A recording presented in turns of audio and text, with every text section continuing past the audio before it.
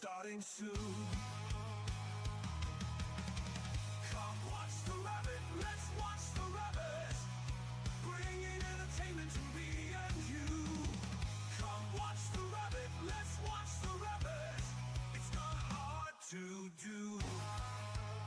Get ready because the stream is starting now.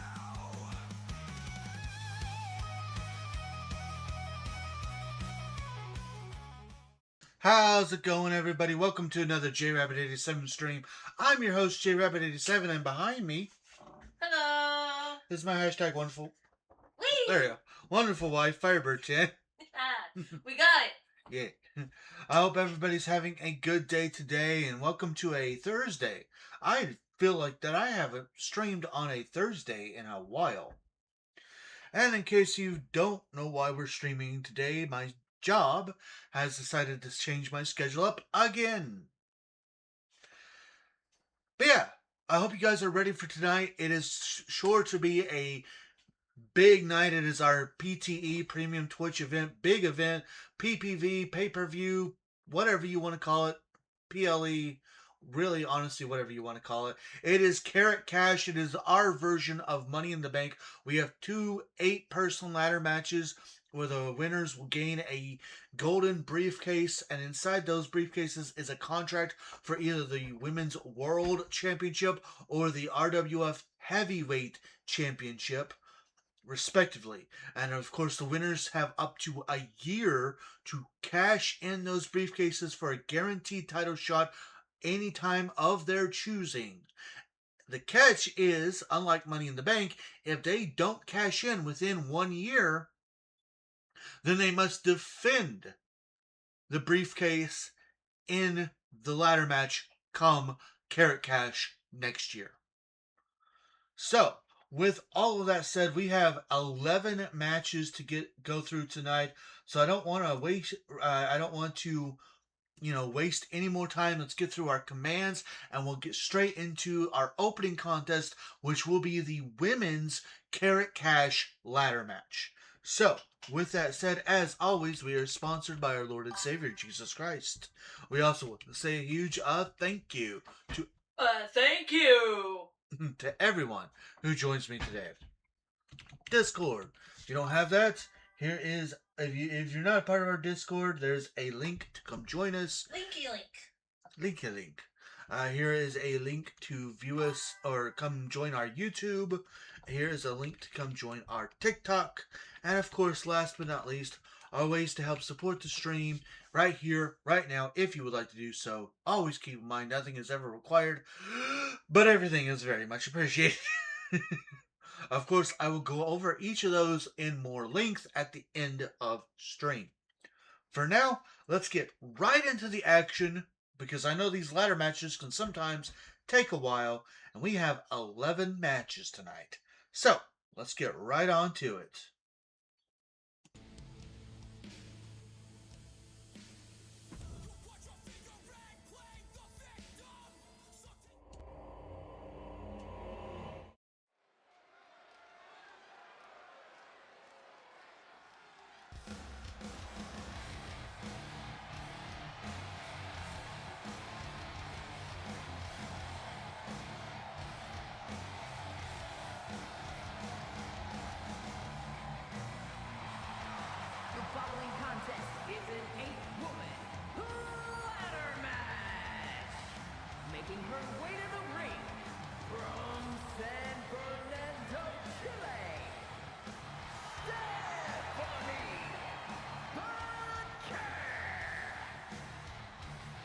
And here she comes, the first woman who earned her way into this match. Yes, every woman and every man have earned their way into these two separate ladder matches, and this young lady was the first one to earn the opportunity to be in this match.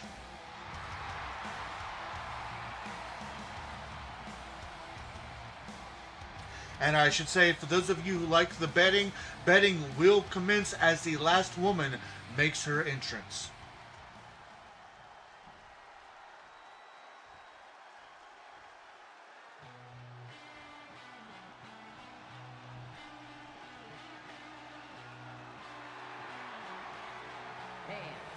From Calgary, Alberta, Canada, Josie J.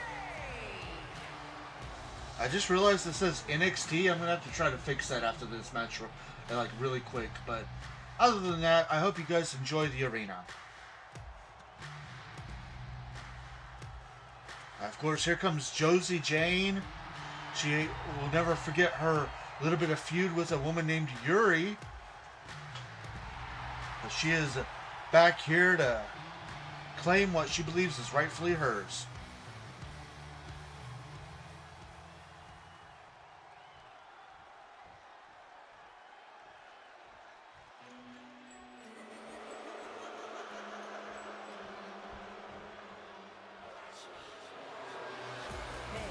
Representing the Judgment Day from Elmwood Park, New Jersey, Liv Morgan. And here comes Liv Morgan, a former RWF Women's Tag Team Champion, looking to get that briefcase because you know that she would love to be Women's World Champion.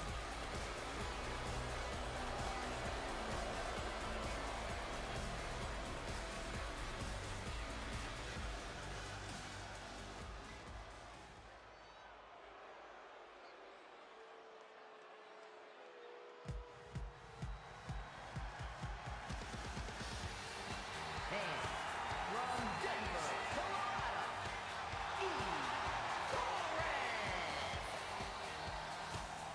Eve Torres kind of shocked everybody by winning her match with the star-studded opponents that she was in there with, and now looking to win the Karat Cash briefcase.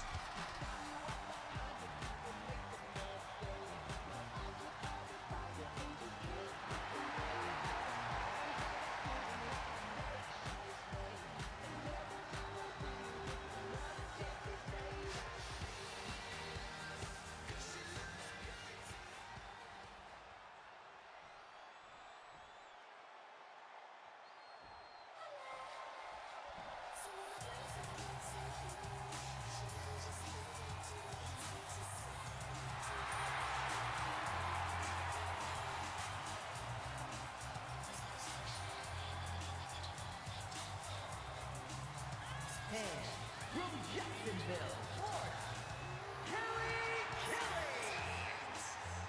So nice, she had to be named twice.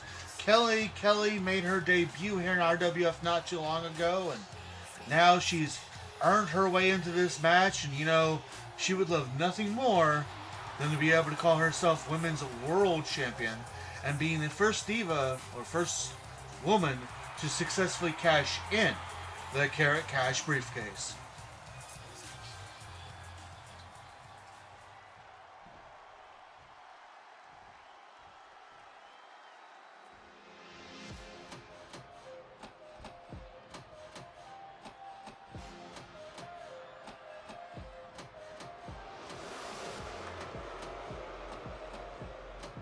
And from Monterrey, Mexico,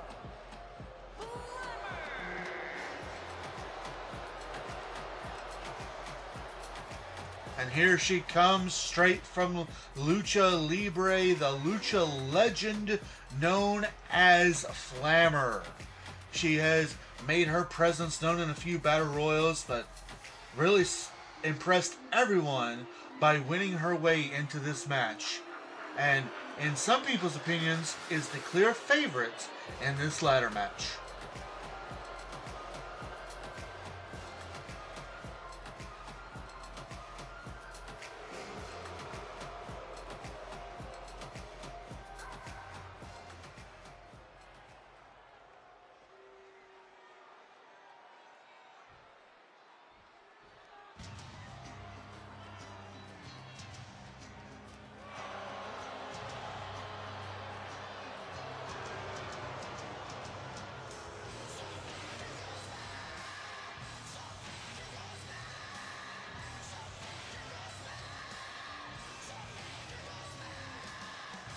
and representing the Trailblazers from Sanford, North Carolina, Lee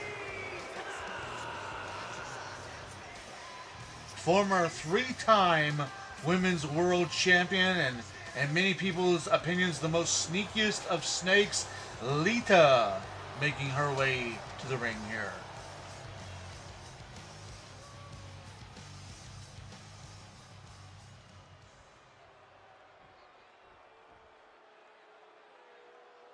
It's Tiffy time!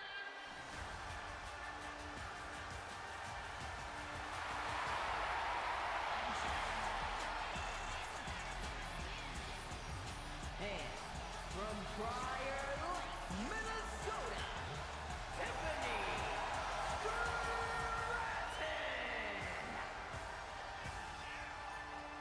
Former three-time RWF Women's Tag Team Champion.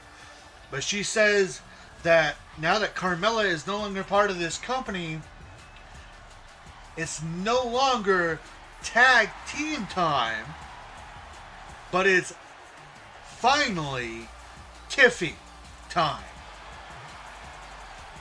And as she is making her way to the ring, betting has started. Place your bets now on which one of these 8 ladies you think will be the one to successfully climb a ladder and retrieve the golden women's Karat Cash briefcase.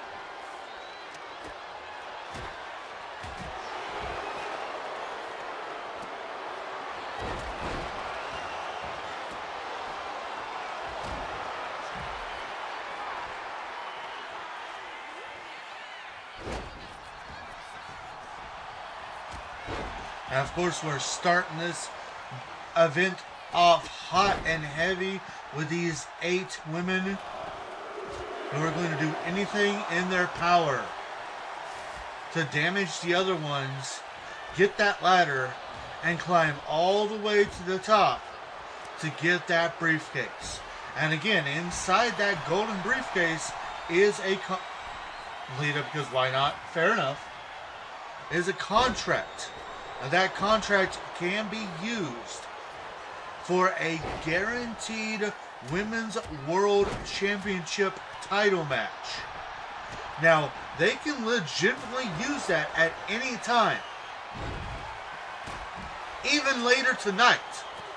If they wanted to, while that singles match is going on, they can interrupt that singles match and make it a triple threat match. Or they could do what we've seen Triple H do and legitimately use it to just get themselves an automatic match at one of our big events. Either way, they have up to a year to cash in that briefcase. But here's the kicker. Unlike Money in the Bank that WWE does, where if they don't cash in, they just lose it. No, here in RWF, if they don't cash it in a year, then next year, when Karat Cash is held, they will have to defend the title in an 8-person ladder match.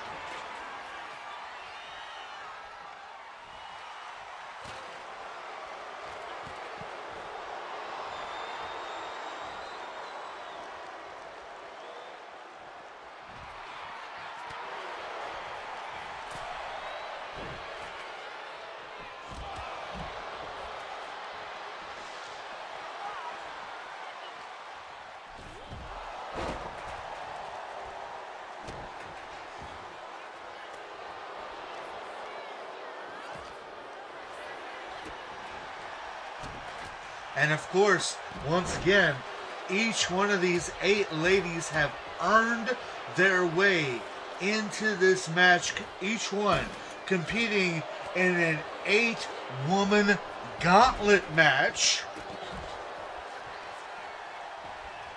Gauntlet elimination match. And they were the last woman standing in those matches.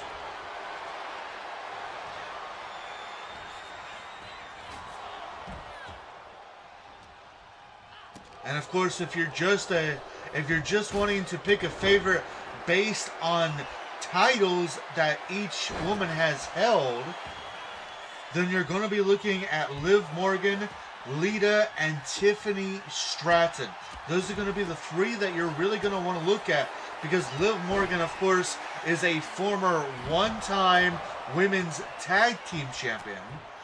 Tiffany Stratton is a former 3-time, and only she's the only current RWF member of the RWF roster that has been a 3-time women's tag team champion.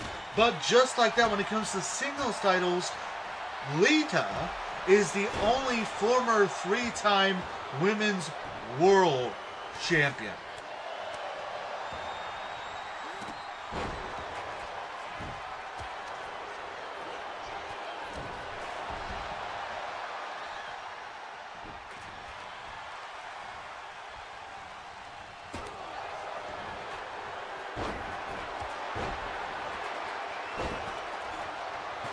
I should also point out that it's interesting that out of all the ladies here tonight, Stephanie Vaquer is the only one who has dressed in a different attire for this big event, showing that maybe perhaps she's taking this event just a little bit more seriously than the other ladies.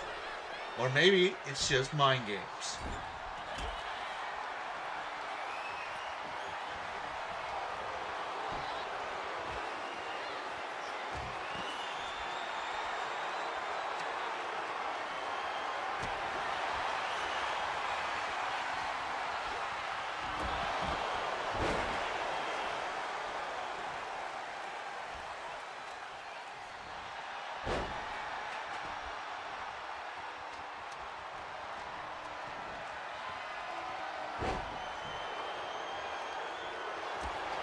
Josie Jane locking in a sharpshooter. Now, there are no submissions or pinfalls in this match, but still doing that much damage to make someone tap out might be a good solution to keep them away from climbing that ladder. Speaking of climbing the ladder, Lita currently having her hands, never mind.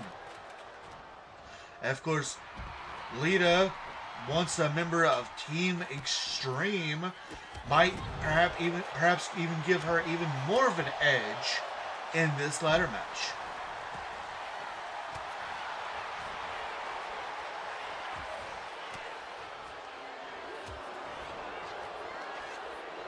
I can't remember if last year it was Io Sky or if it was Kairi Sane that won. We've only had 3. The first women's Karat Cash briefcase holder was, of course, Rose Holland.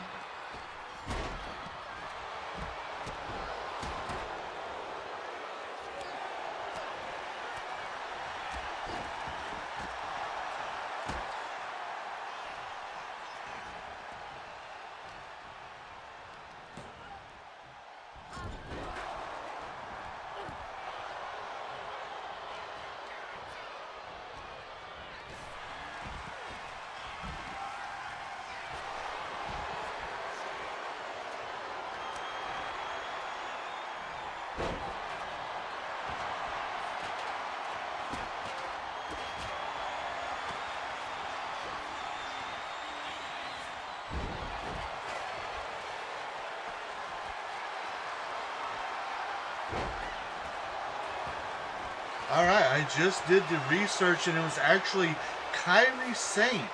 So Rose Holland and Kairi Sane are the only two Karat Cash briefcase holders when it comes to the women's. And of course, neither one of them were able to successfully cash in the Karat Cash briefcase. The same can actually be said on the men's side. Neither the men who have won. Granted, one of those men was kind of stripped of the Karat Cash briefcase because we closed our doors, and he was no longer a member of the roster when we reopened our doors.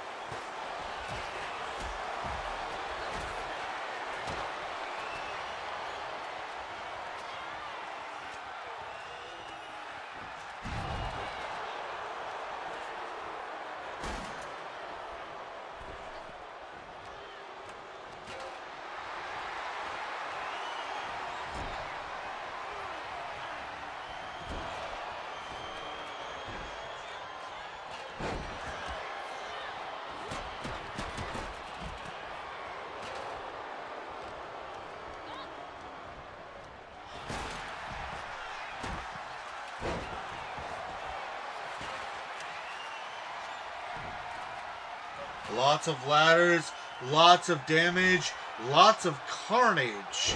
Just what you would expect from an 8-woman Karat Cash ladder match.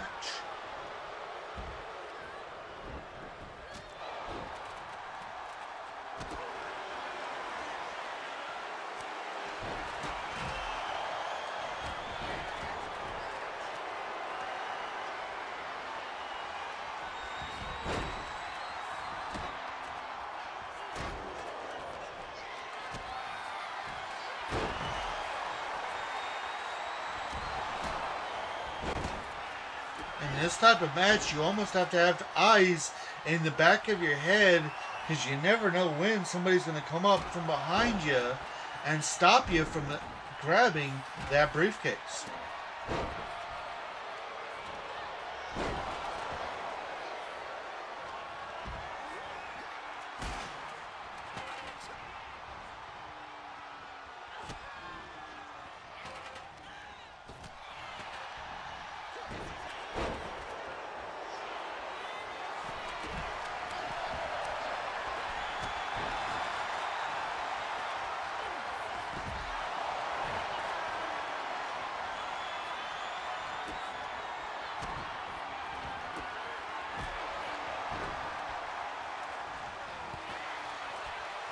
I do also apologize if I kind of go mute for a little bit here because this is just another one of those matches where there's just so much going on. It's really hard to commentate on.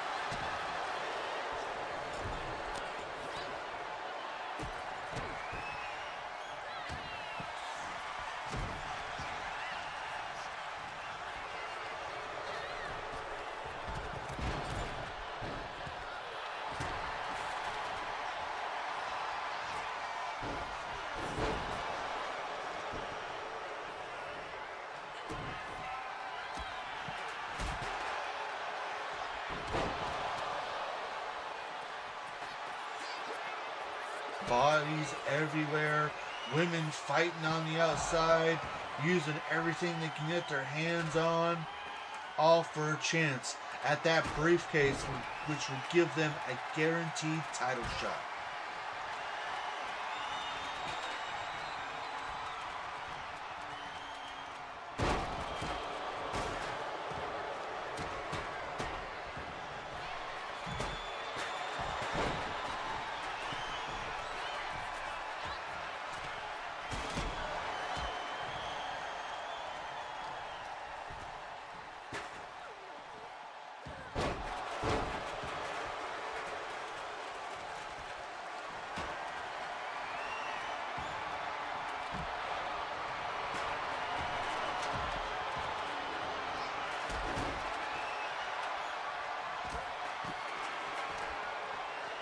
These women putting each other through absolute war here tonight.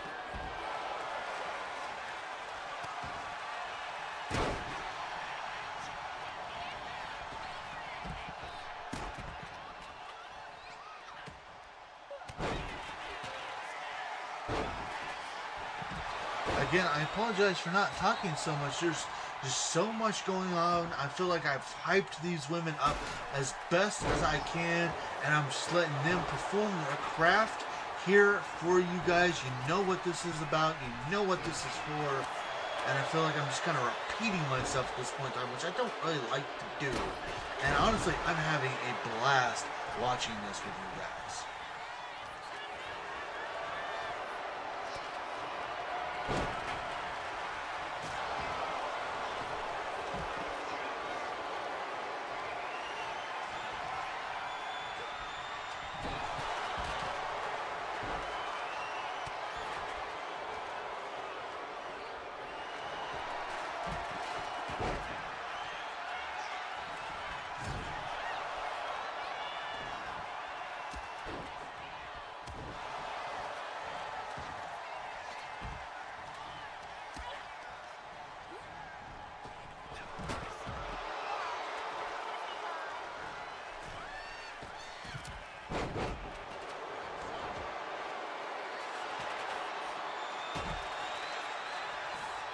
And man, if bodies could tell the stories, the bruises that you can see on Eve Marie right now tell you everything you need to know about the lengths that these women are willing to go for you all, the RWF fans.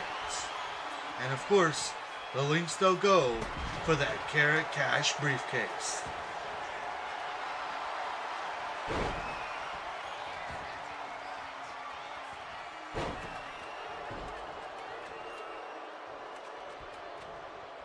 Hey, welcome in, Bruda. You really haven't missed much. We're still on our first match of the evening, the Women's Karat Cash Briefcase Ladder Match.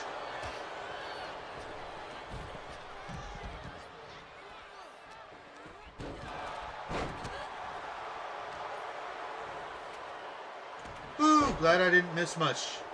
Yep, not much at all. We've just kind of gotten started. This is our first match. And I will say, you did miss Stephanie Vicaire being the only one to have different attire in this match. But yes, each of these women have earned their way into this match. I've hyped each of these women up. I've talked about what's on the line in this match. And so far, I've just kind of been enjoying watching it as a fan because I feel like I've run out of things to say.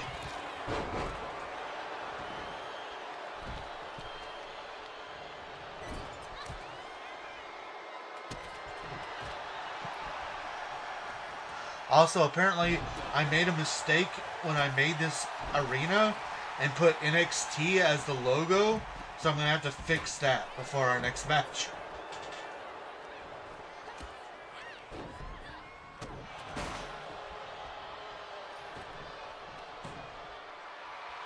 Love how the arena looks too, though. The gold is very fitting. Thank you.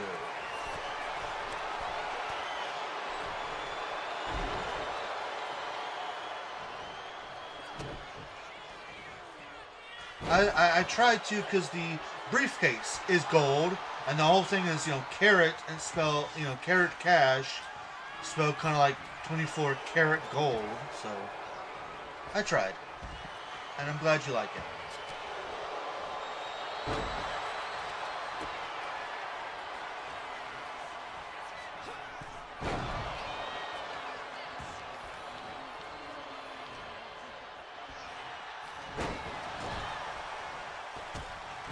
And since my Bruda is here, just in case you have forgotten, this is like your typical Money in the Bank, where the briefcase does gain a title shot for the Women's World Championship at any time that the winner would like to do it.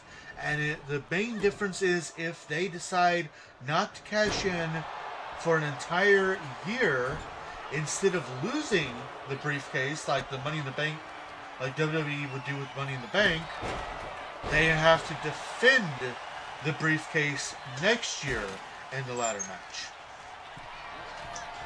Nixon. Hi, Nick.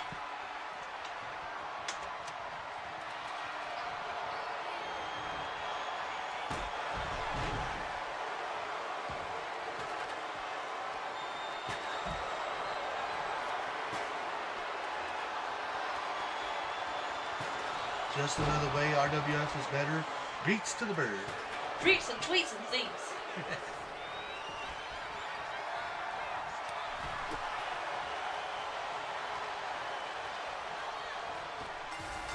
And there it is!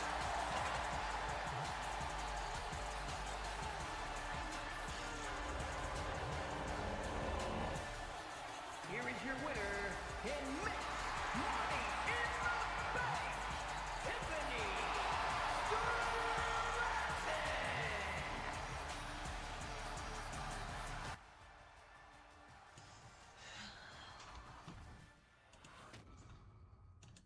And there you have it. Now you can do it, baby. Oh, it's fine. The moment is gone. Fair. That briefcase is stunning. Also, dagnabbit, right? Yeah, our first winner of the evening, the new, I know it said Miss Money in the Bank, but our Miss Carrot Cash, proving that it really might be Tiffy time, is Tiffany Stratton.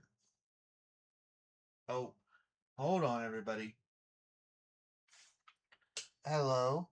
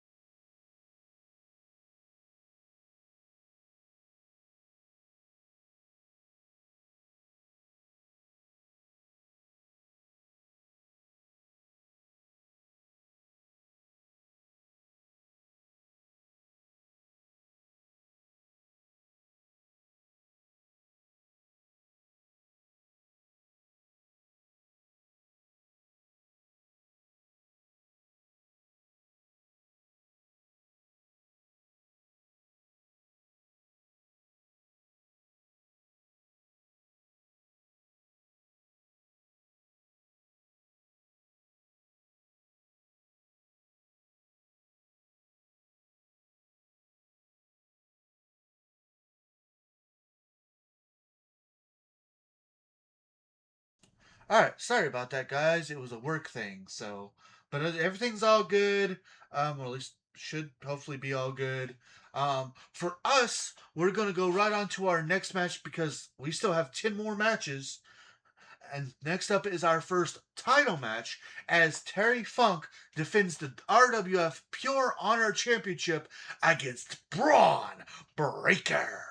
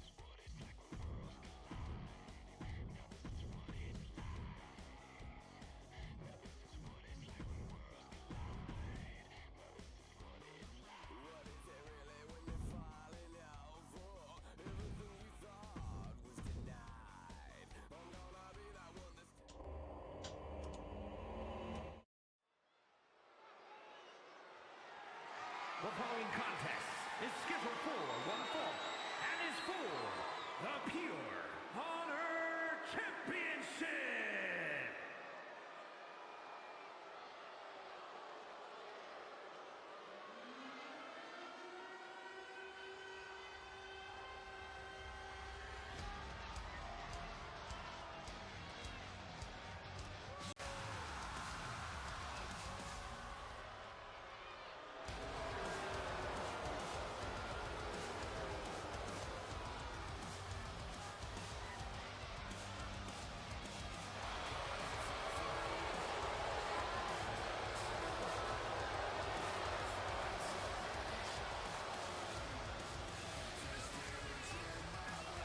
And here he comes, being accompanied by his manager, the Oracle of the Vision, Paul Heyman, the son of Rick Steiner, the nephew of Scott Steiner, who will be in action later tonight, the self-proclaimed badass Braun Breaker.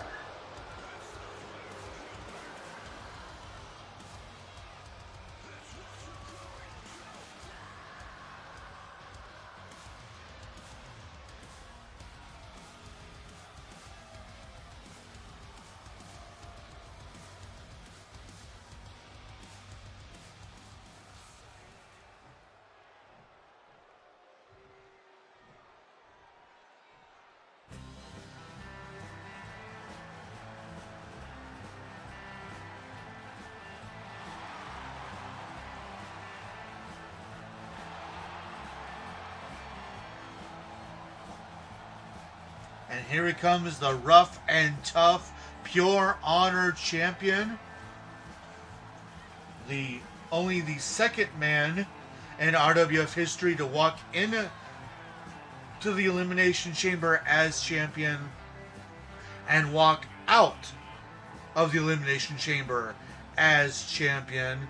Successfully defended his title in a Falls Count Anywhere match against the Monster Abyss, and now looks to try to successfully defend against this young and up-and-comer of Braun Breaker.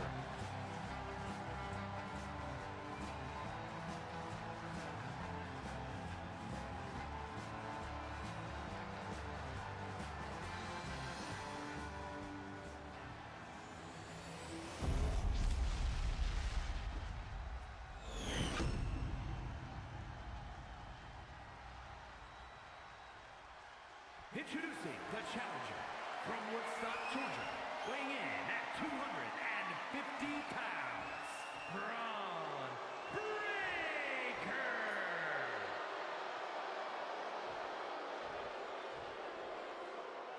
And his opponent from Amarillo, Texas, weighing in at 247 pounds, the Pure Honor Champion, Terry Funk.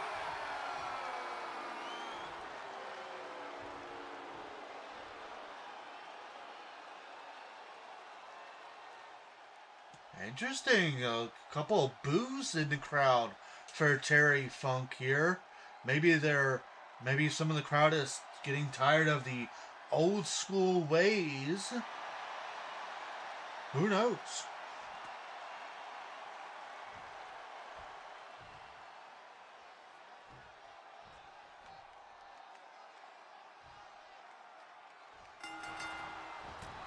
And here we go with our first singles match of the night. Braun Breaker versus Terry Funk, as Terry Funk defends the Pure Honor Championship. And of course, you know, Funk's got to have a swivel on his neck here, because in Braun Breaker's corner is Paul Heyman. Of course, Paul Heyman has led many a star to many a title reign in other companies. And you know, Braun Breaker has not had the help of anybody before now, but now not only does he have Paul Heyman in his corner, but he's part of an entire stable full of other guys willing to help him achieve what he wants to achieve.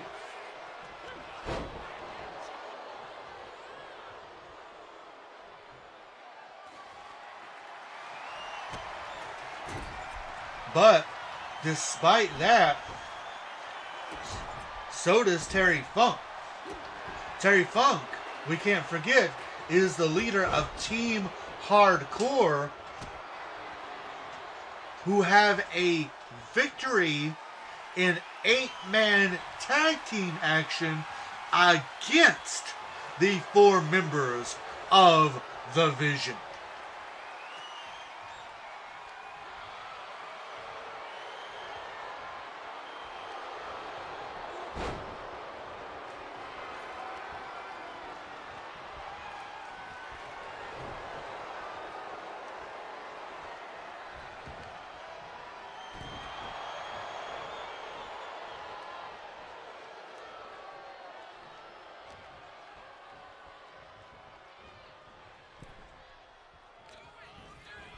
Old school versus new school.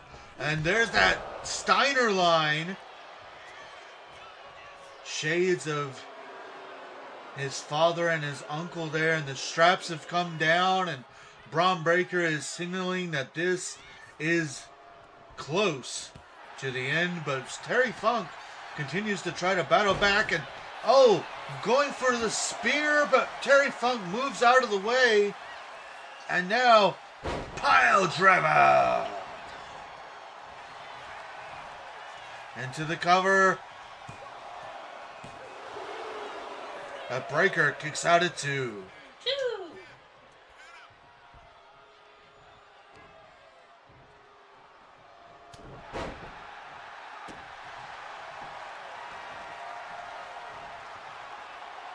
Terry Funk setting up, going for that spinning toe hold. He's made many a man tap out with this move, but Breaker battles out of it.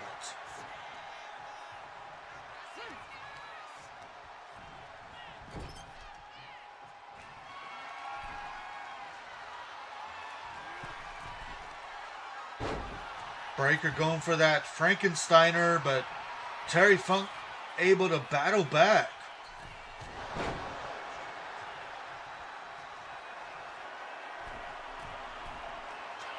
And now Terry Funk going airborne with a top rope moonsault, looking for a cover. And again, Breaker kicks out at 2.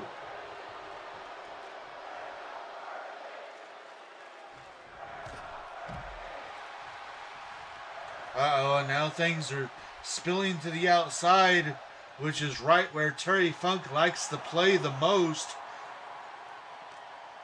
But Breaker's got to be careful because he can't win the title on the outside of the ring. And now both men getting back into the ring.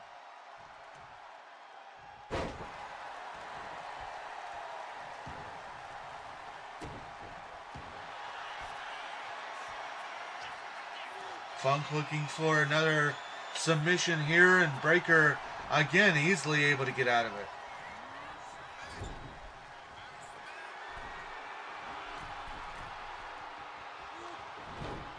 Second time's the charm, hitting the Frankensteiner.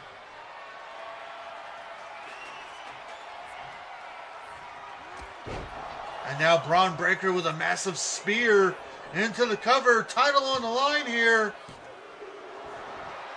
But Funk kicks out at 2.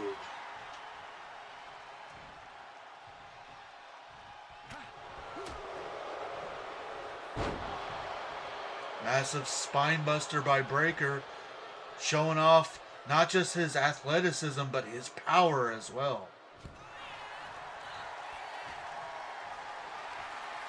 And now Funk trying to get back in control, but Breaker stopping him at every turn he can.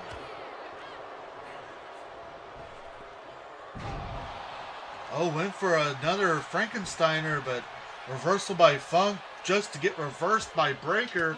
These two men trading reversals like they're candy. Neck breaker by Terry Funk, but Paul Heyman getting his hands involved here. well, maybe not his hands, but still, Paul Heyman getting involved, distracting Terry Funk and buying Braun Breaker some time.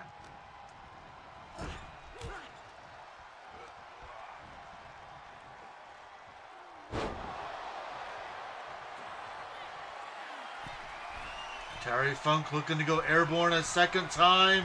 Went for the moonsault, but Braun Breaker got the knees up and hits a massive spear right into the cover. Title on the line, and he did it.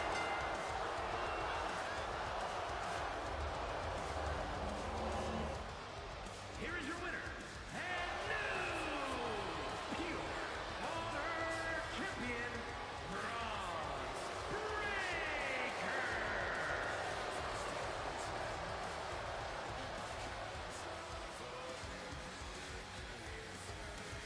Breaker. And Braun Breaker setting the pace for these title matches, gaining his first title here in RWF.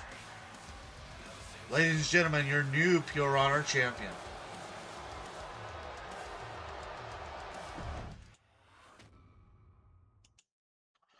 Well,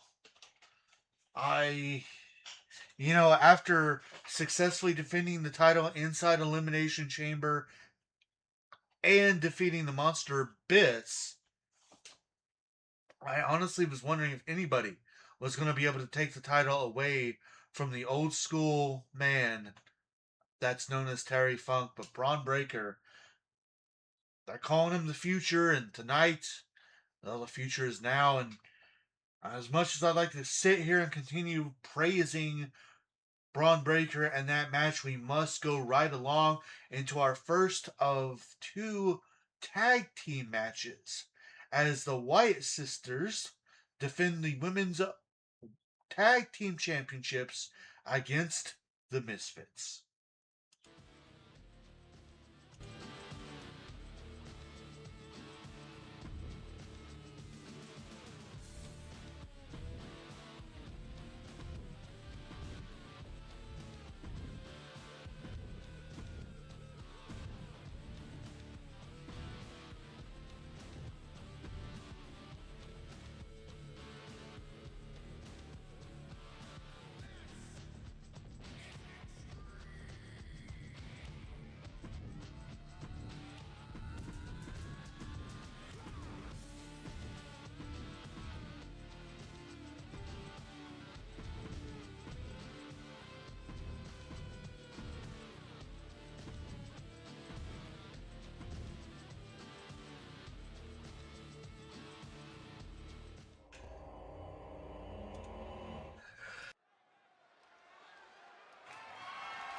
The following contest is a tag team match set for one fall and is for the Women's Tag Team Championship.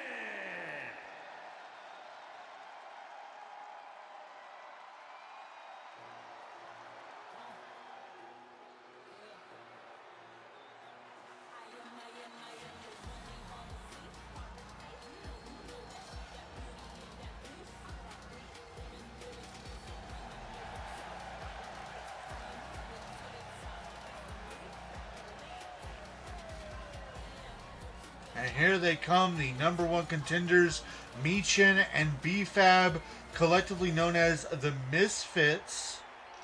Now, what's interesting is Michin is a former women's tag team champion, and the group she won that title with was called the Misfits, but instead of B-Fab, it was Cora Jade that she won those titles with. Now, unfortunately, Cora Jade is no longer with RWF, and B-Fab, of course, has been almost her replacement.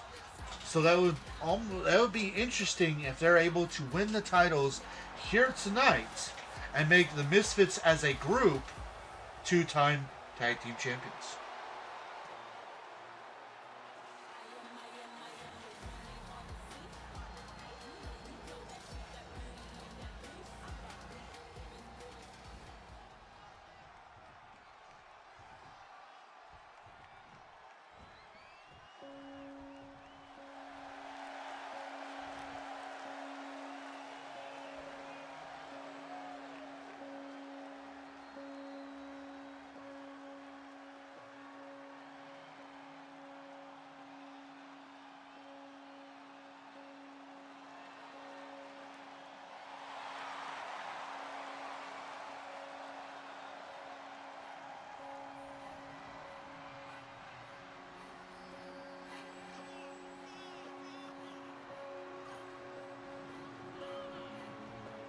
And here they come, the current women's tag team champions, the Wyatt Sisters.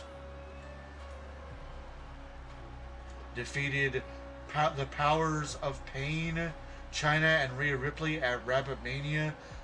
This, I believe, is their first title defense.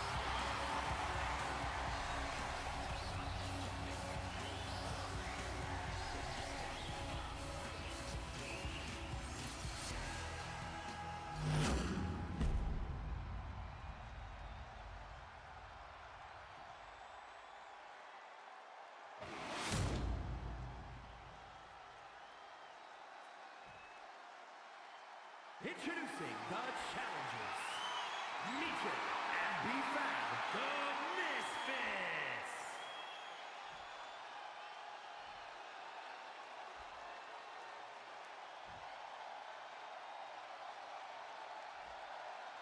And their opponents, the Women's Tag Team Champions, Alexa Bliss and Nikki Cross, the Wyatt Six.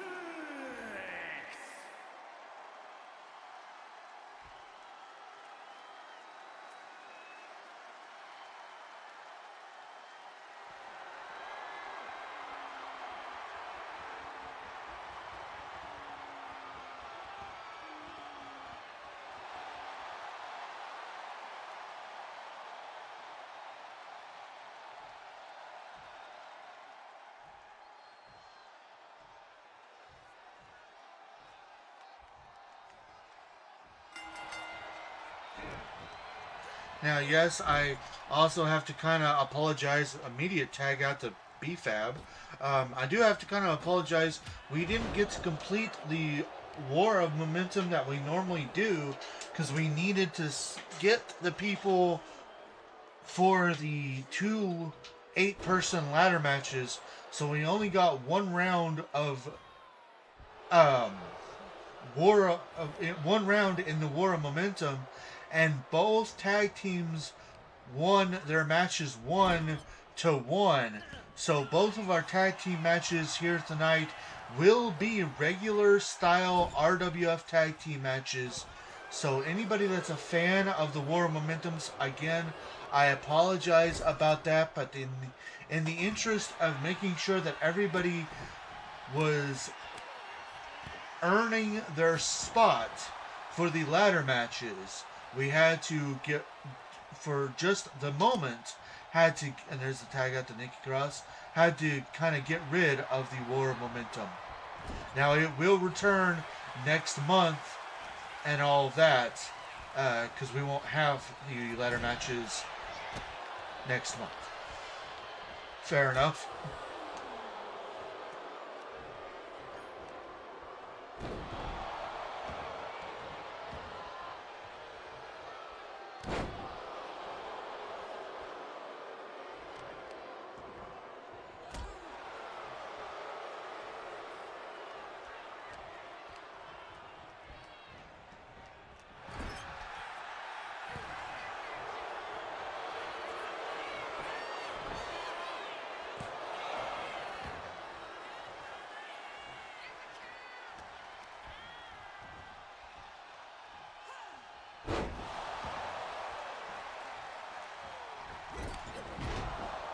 Tag back into Meechin.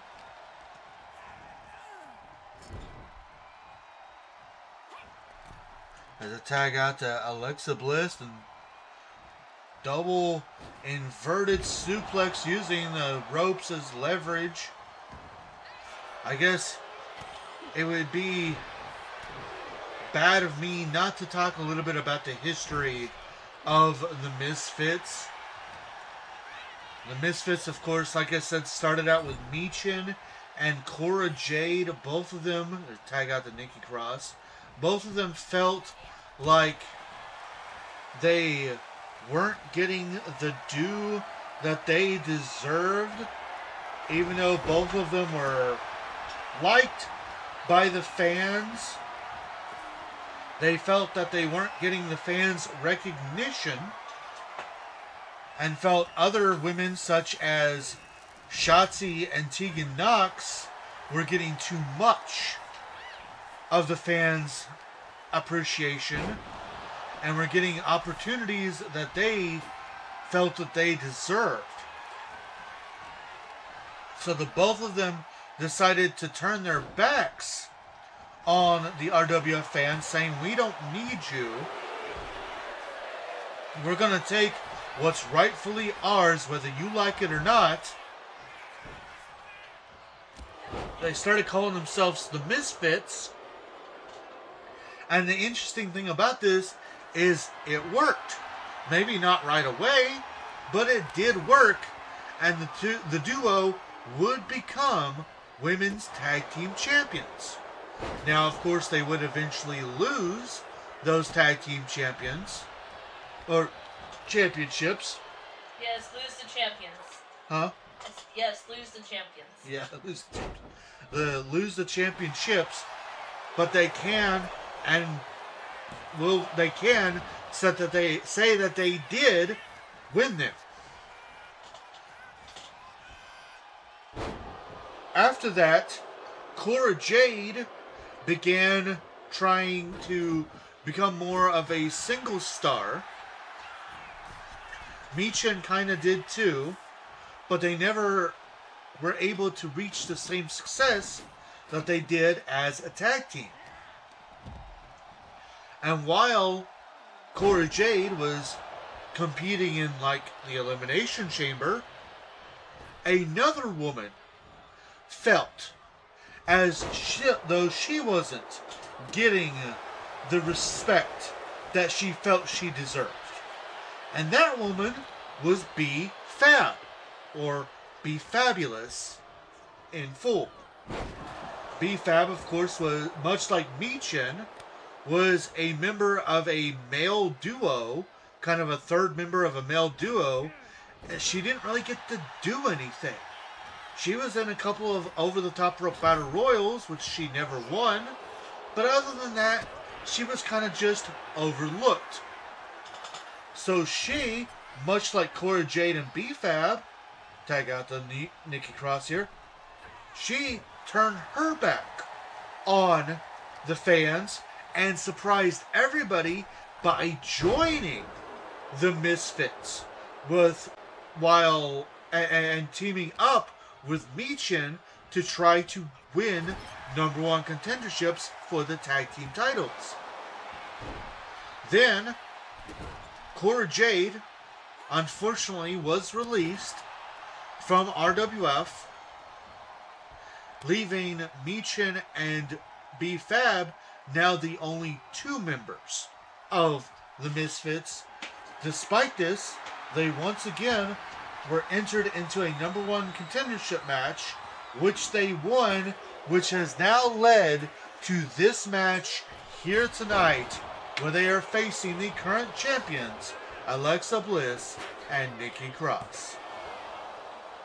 Of course, on the opposite side is Nikki Cross and Alexa Bliss. Two women who've now never held any titles before now. Tag out the B-Fab. Never held any titles until now. And you can't knock their victory. They went into Rabbit Mania after losing the War Momentum and defeated Power and Glory, not Power and Glory, but the Powers of Pain, Rhea Ripley, and Chyna in a ladder match to become the new tag team champions. Tag out to Nikki Cross.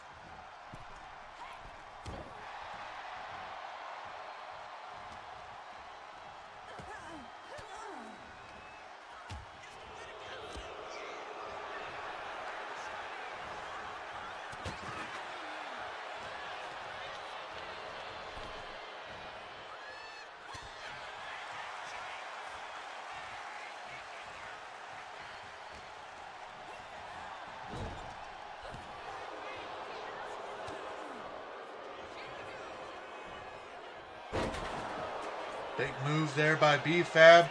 Going for a title, but Alexa Bliss is right there to break up the pinfall. Now, of course, for those of you who are tuning in and you don't know what a regular RWF style tag team match is, well, quite frankly, it's like a regular tag team match. There's a tag out to Michin. It's like a regular tag team match where only 2 members of each team. Pinfall attempt here by Michin. Titles on the line. Oh, and a kick out at the last second. What do you say, baby? 2 point. No.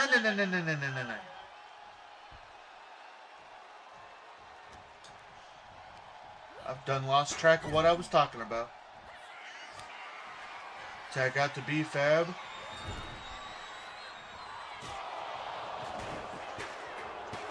For that massive move again. Titles on the line here, and they did it.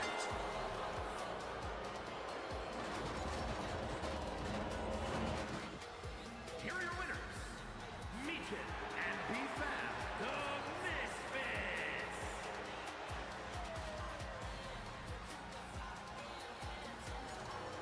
And the Misfits have become tag team champions. Well, if the night keeps going on like this, Karat Cash might need to be known more as Title Change Mania. Well, this now means that Michin can call herself a 2-time women's tag team champion, and B-Fab can say that she actually has held a title now. Good for them. Oh yeah, hashtag title change mania. Well, we'll see if the title changes keep on happening, because up next, Pete Dunne defends the RWF Intercontinental Championship against Ricky Saints.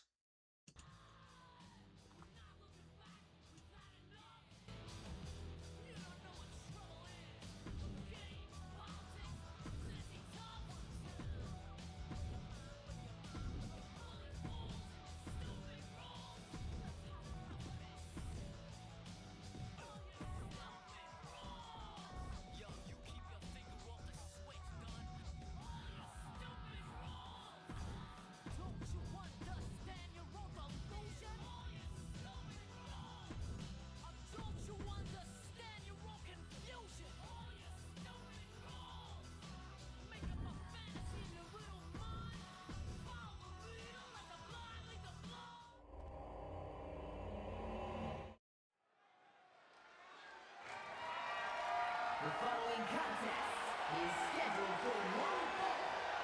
It is for the Intercontinental Championship.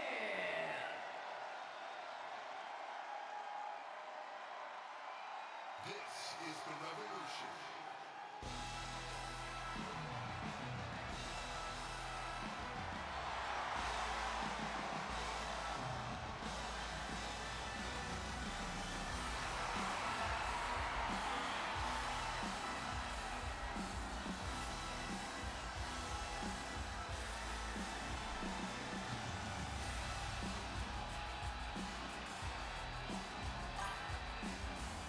And here he comes, a relative newcomer here to RWF. Won his debut match, which was a 6-man over-the-top rope battle royal. I believe that was his debut, at least. To win this opportunity here tonight to face Pete Dunne for the RWF Intercontinental Championship.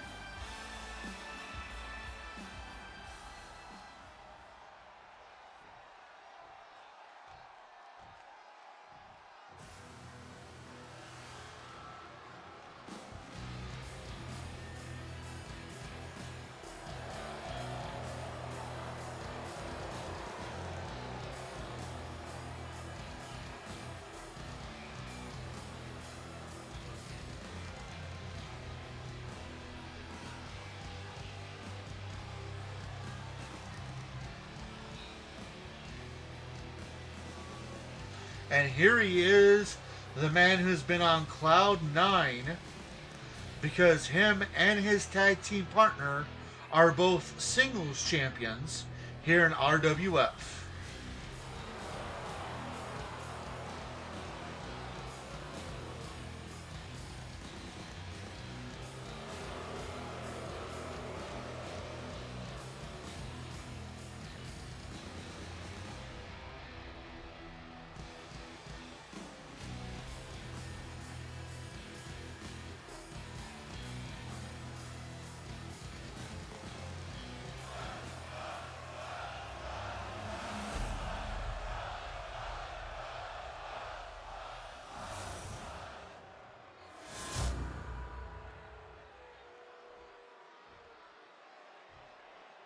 Introducing the challenger from New Orleans, Louisiana, weighing in at 194 pounds, Ricky Sainz.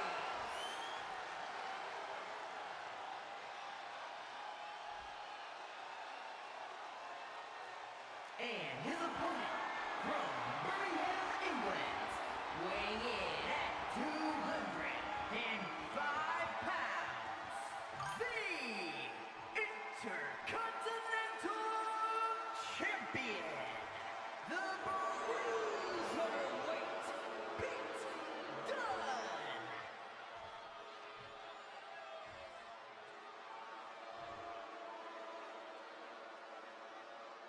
Pete Dunne, one half of the New Catch Republic. And of course, the other half, Tyler Bate, the RWF Heavyweight Champion, who will defend his title later on tonight. And you gotta wonder if Pete Dunne is a little worried here tonight, because again, so far, every title has changed hands here tonight. Or will this be Pete's time to shine and show that his win over Umaga wasn't just some fluke?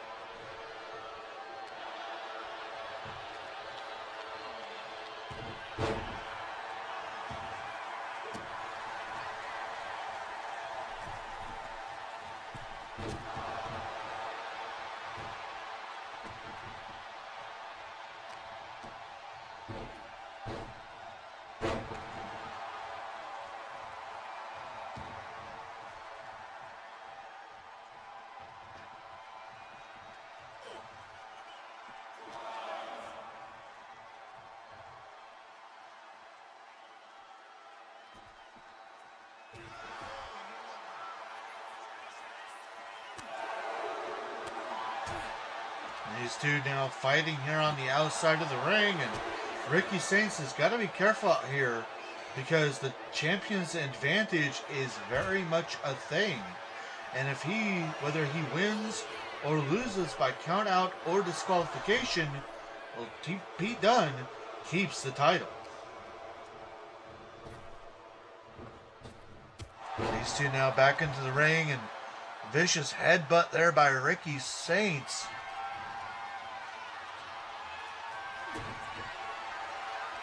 Ricky now setting up for a big move. Elm dropped right on his gut into the cover. Title on the line, but I kick out at 2.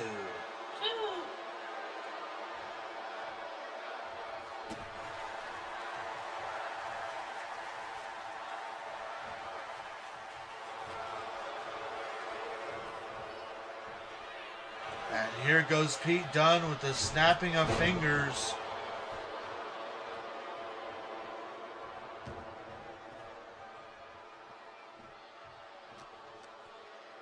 Pete Dunne with his British strong style against Ricky Sainz, and there's a reverse DDT as these two fight again here on the outside of the ring.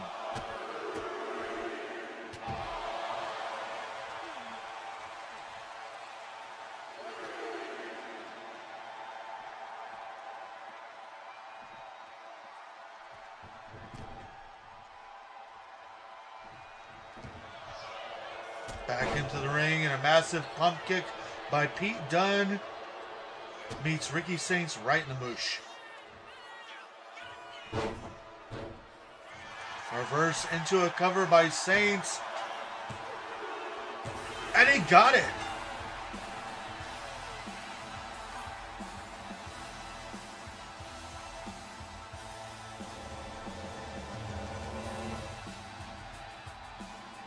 Here is your winner, and the new Intercontinental Champion, Ricky Saints.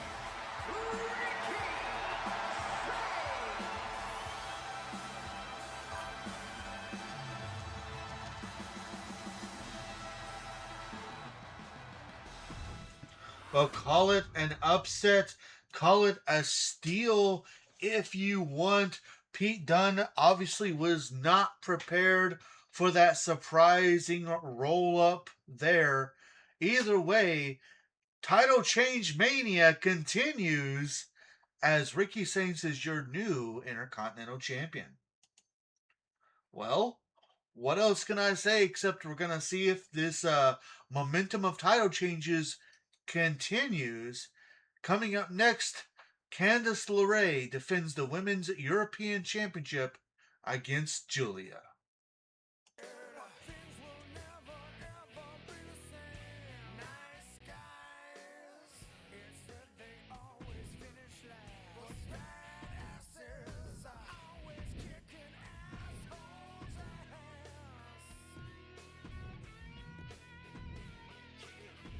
You're gonna pay, you're gonna pay. There's no forgiveness this time. You're gonna pay, you're gonna pay. It's my business, you're mine. You're gonna pay, you're gonna pay. I'm burning these walls to the ground.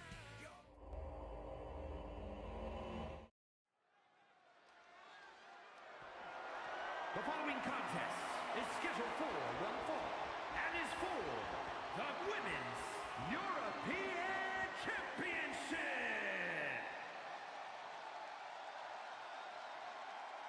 Title change mania strikes again.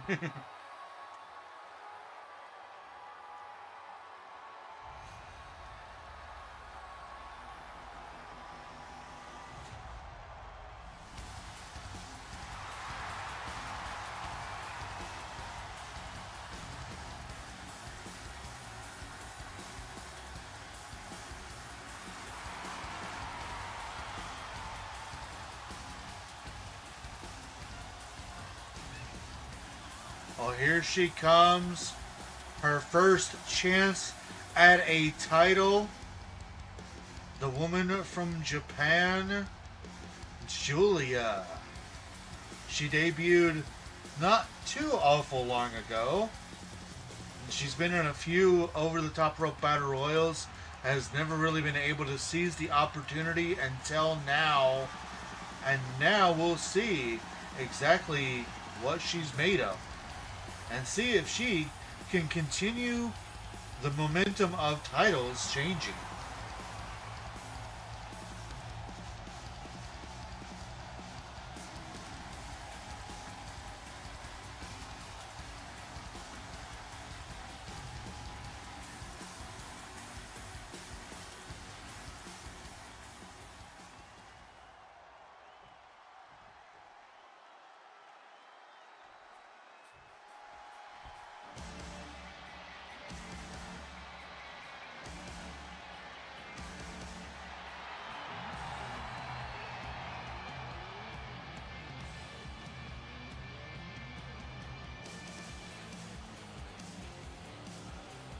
And here she comes, the woman who is finally able to dethrone Chelsea Green's over a year-long title reign, Candice LeRae.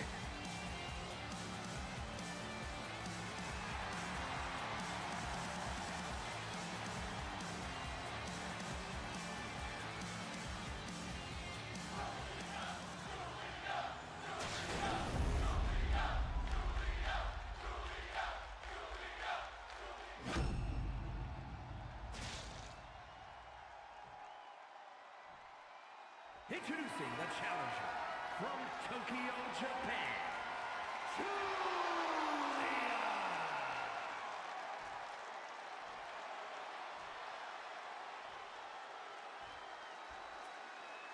And her opponent from Riverside, California, the Women's European Champion, Candice LeRae.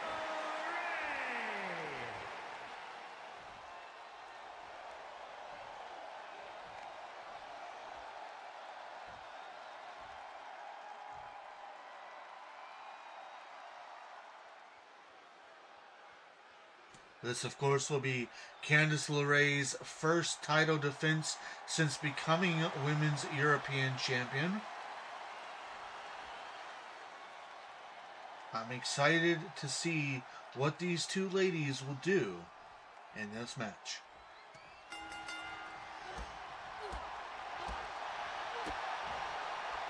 LeRae starting off strong with some kicks, but now Julia is trying to switch things up.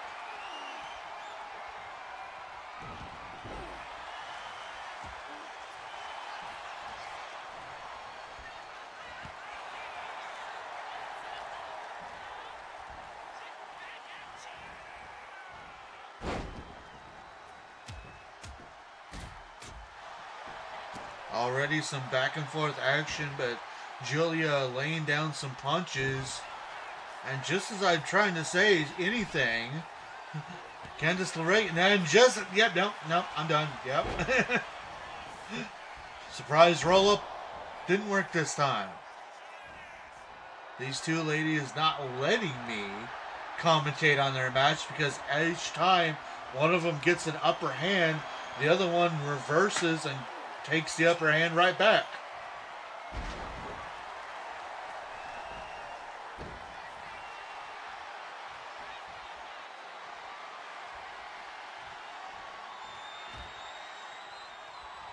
Julia defeating 7 other women and an 8-woman over-the-top rope battle royal to earn this right to face Candice LeRae. And again, Candice LeRae going to Rabit Mania and defeating what is perhaps the most dominant woman in RWF's history, Chelsea Green, to win the Women's European Championship.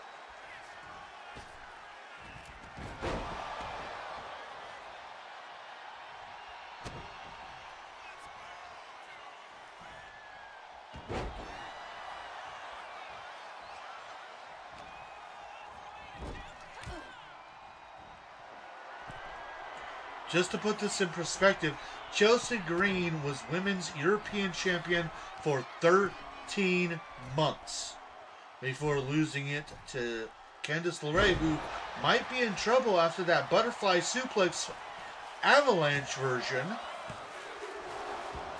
No, a kick out of 2.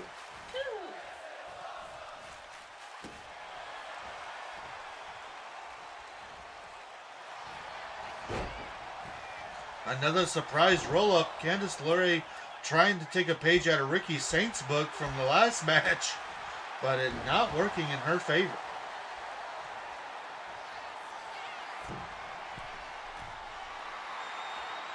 LeRae now on the top rope. Beautiful diving drop kick.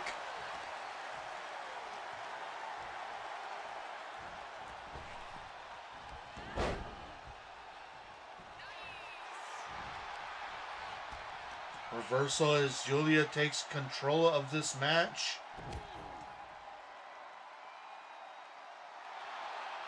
Backbreaker stretch.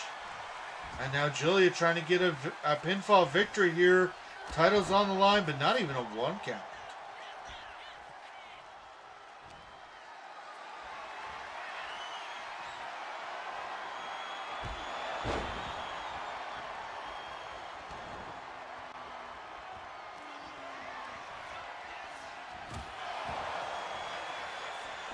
Big knee to the face, cover. Oh, 2.999. But the champion stays in it.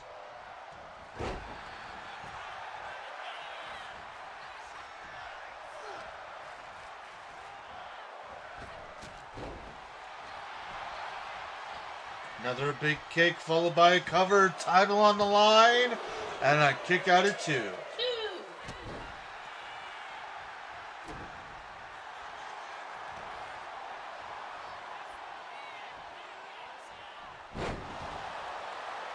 Another big move by Julia. And it's still not enough.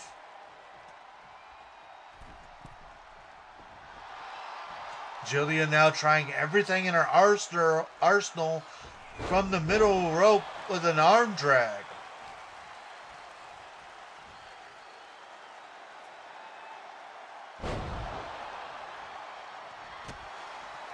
Interesting move by Julia, but now Candice LeRae reversal into a jackknife cover here, but it's still, I don't know if she might want to stop trying to go for that surprise roll-up. It's not working out for her.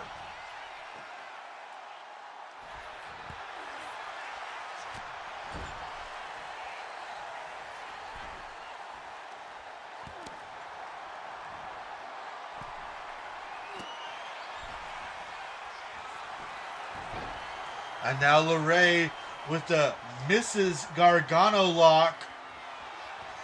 But Julia able to battle out.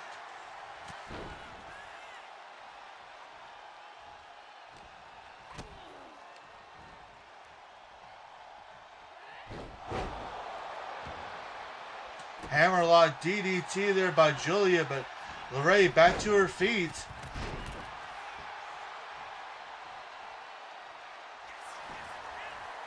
Cover attempt by LeRae. But Julia able to get the shoulder up at 2. 2.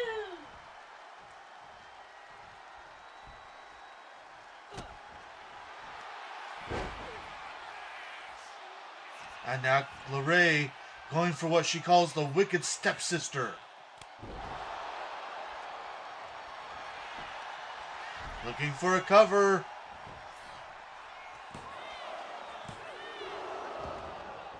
And again, Julia will not give up and kicks out at 2. 2. But now Julia going to the outside, and this is where she's got to be careful.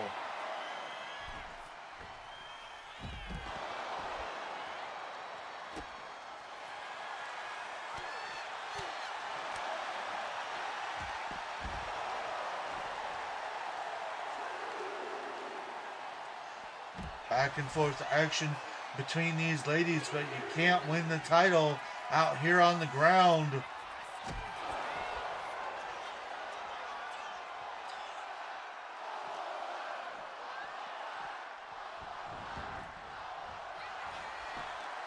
Back in the ring, cover attempt, title on the line,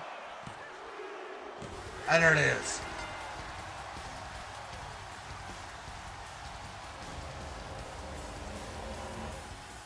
Here is your winner, and new Women's European Champion,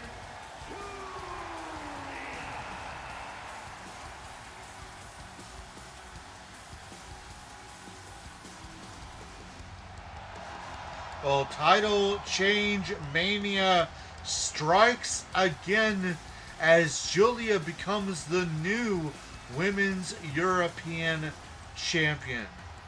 Now, I want you all to just kind of think about that for a second.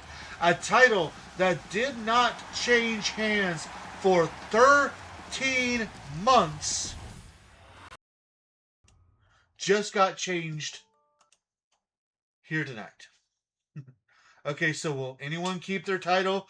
I'm kind of starting to wonder that myself, and maybe we'll find out next, because up next is our second tag team match as the Usos defend against the Nation of Domination.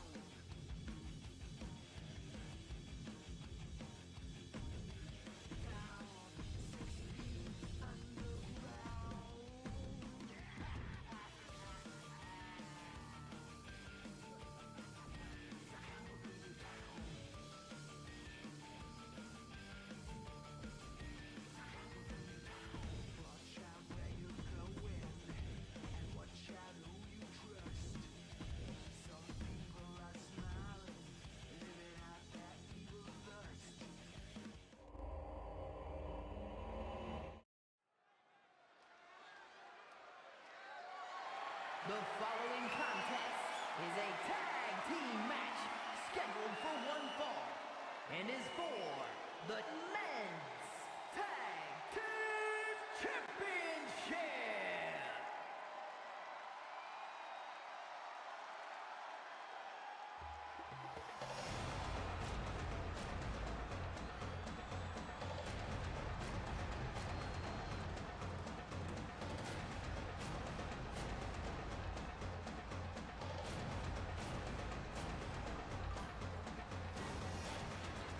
And here they come.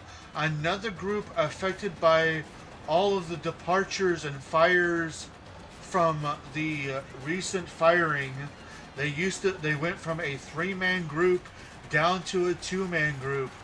But some might argue that this is the most dangerous combination of the group.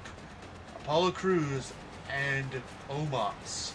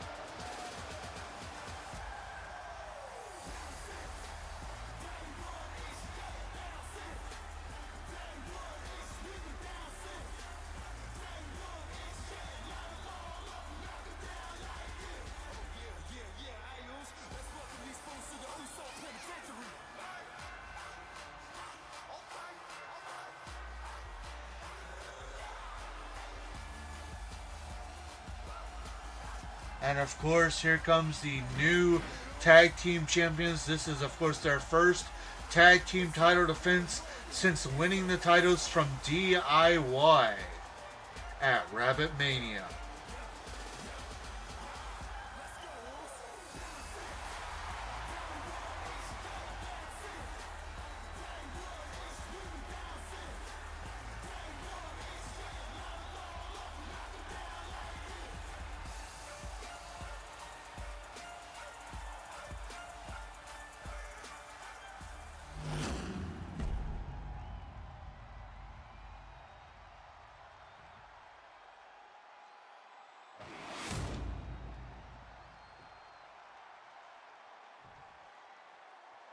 Introducing the challengers, and a combined weight of 656 pounds, Apollo Crews and Omos, the Nation of Domination.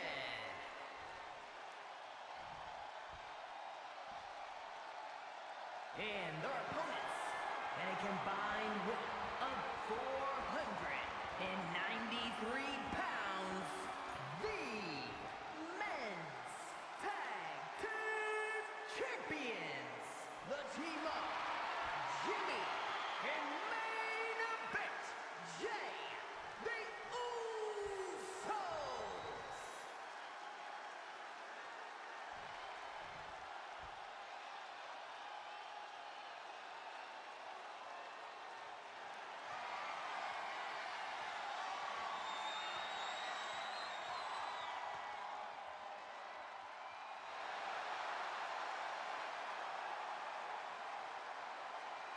So I guess the question that has to be asked now is, will the Usos become the first champions to successfully defend their titles here tonight? Or will the Nation of Domination dominate and continue the trend that is title change mania?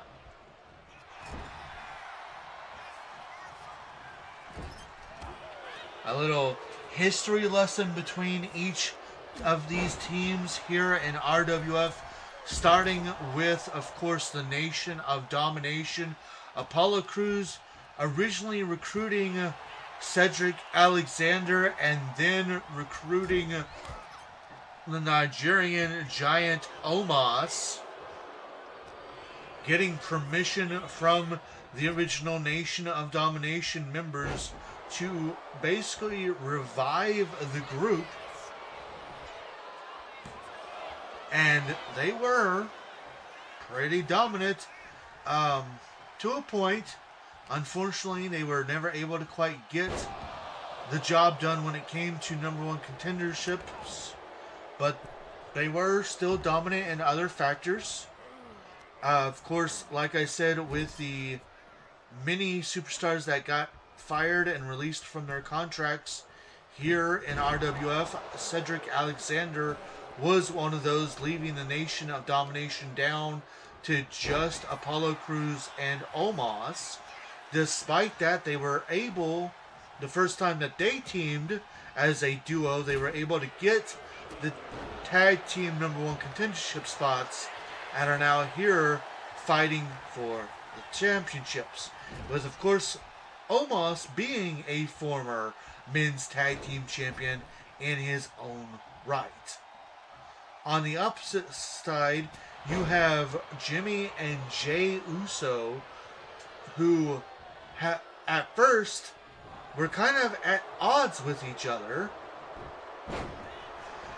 Jimmy Uso was tired of feeling like he was living in the shadow of Jay Uso. Jay, of course, wanted to be on his own, be main event and all that. Jay getting the United States Championship, and Jimmy eventually getting the Intercontinental Championship. The two would reignite briefly, and also reignite with Roman Reigns and Sami Zayn during a feud with the Judgment Day. Unfortunately for the Bloodline fans, after that the two would go their separate ways again, with Jimmy even claiming that he would never team with his brother again because he was sick and tired of the Bloodline always saying "we the ones" when he felt that he was the one. And then, to everybody's surprise, Jimmy and Jay would reignite one more time, with now Jimmy saying that he wanted to win tag team titles, and if he was going to win them with anybody, he wanted to win them with his brother. And it seemed to work out for them, because they won the number one contendership spot, and although they won all 5 matches in the War of Momentum, they would go on to Rabit Mania to win the RWF Men's Tag Team Championships.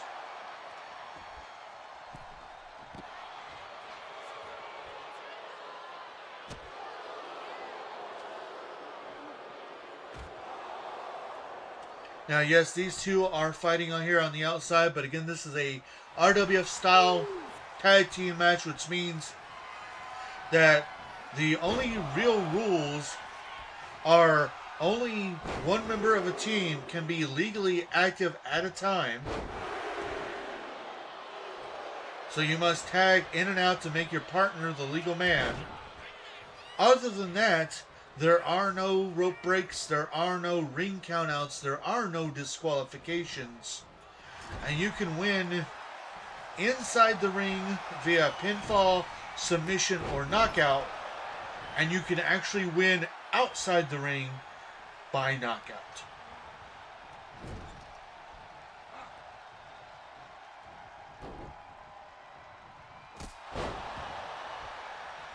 Double super kick there by the Usos, but there's a tag to the Nigerian Giant.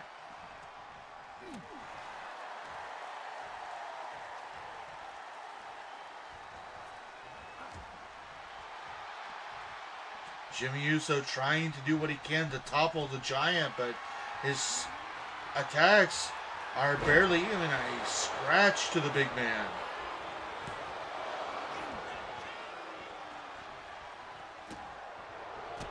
And of course, Omos is a former RWF Men's Tag Team Champion when him and MVP forming the Hurt Business would win the titles, and of course they would successfully defend them at a Rabbit Mania, defending against the New Day.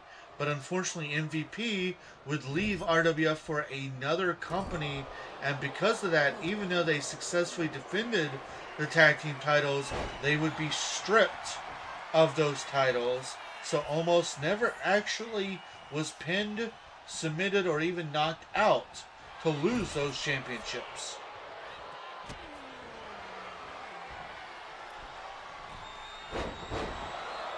Sunset flip into a cover. Titles are on the line, but no, it got it too.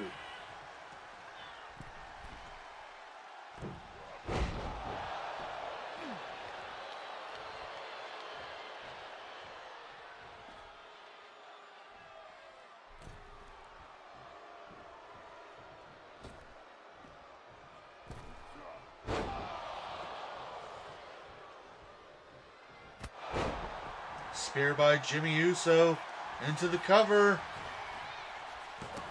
But Omos breaks it up.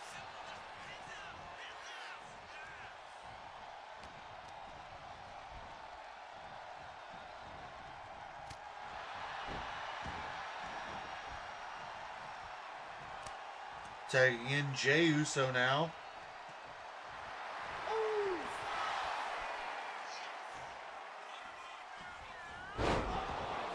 Jey Uso going for a spear of his own, but getting reversed by Apollo Crews here.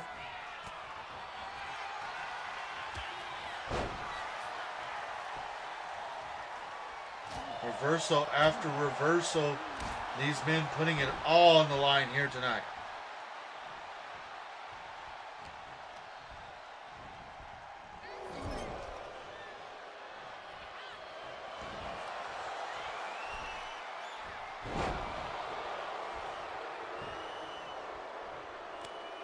Tag into Omos.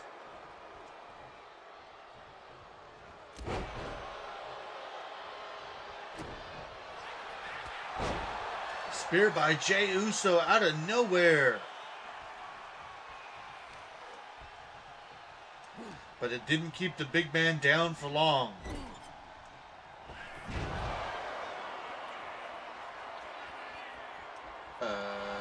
Okay. Glitch.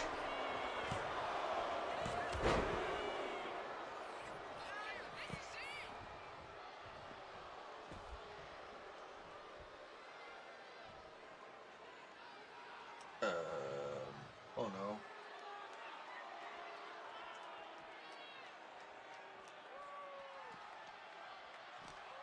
Okay, glitches are over and we're back to our regularly scheduled program.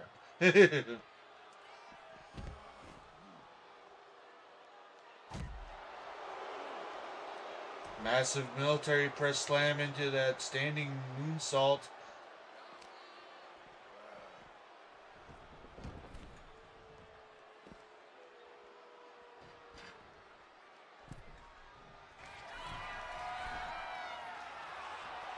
Oh, this match is just full of glitches.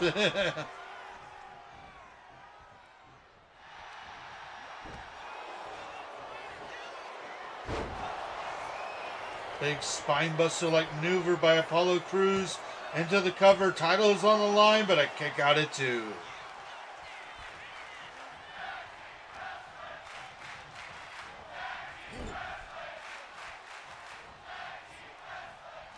Tag into Omos.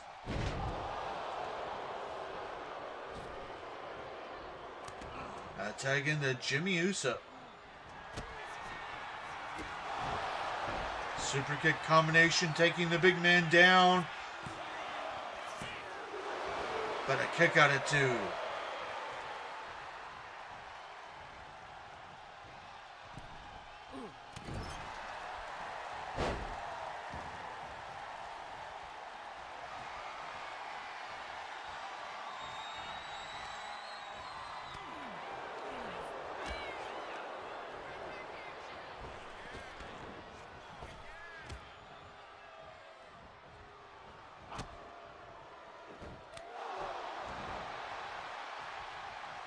Jimmy Uso lighting the Nigerian Giant up.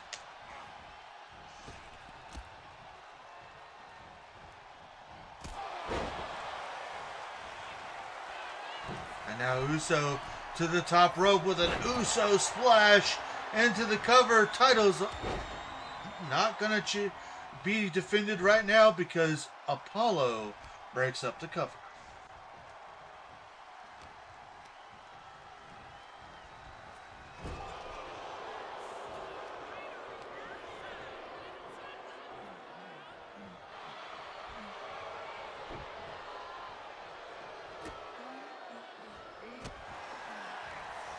Back and forth action.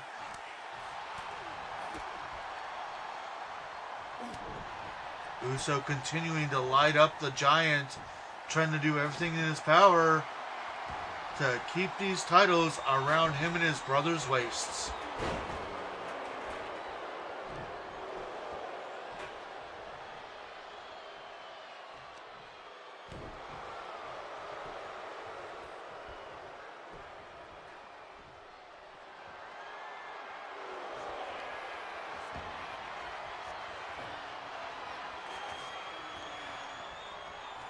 And now Omos going for an armbar using that chair as leverage, but Uso able to get out of it.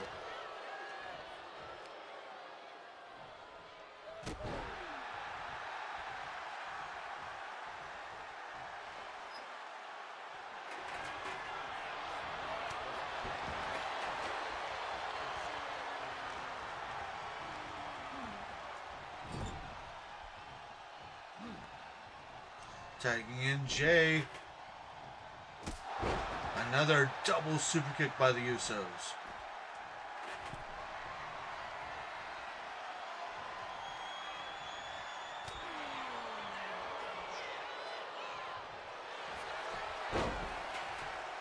Surprise roll up. And that's it.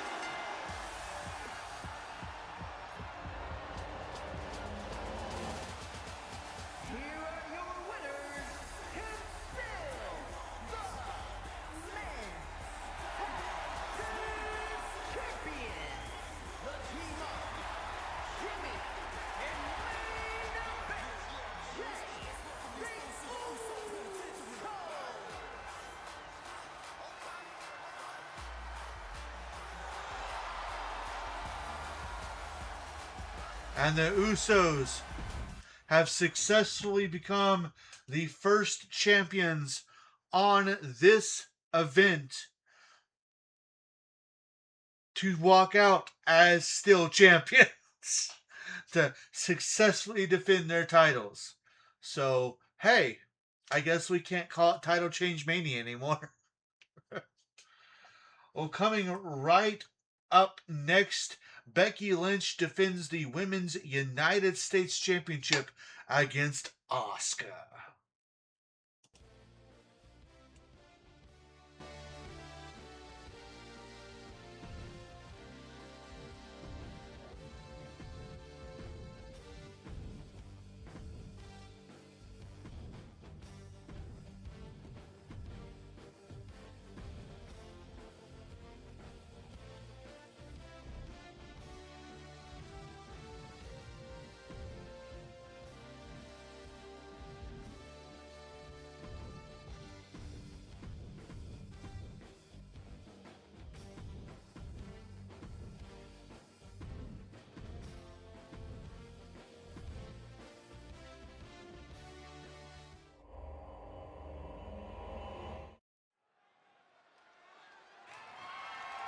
The following contest is scheduled for one fall and is for the Women's United States Championship.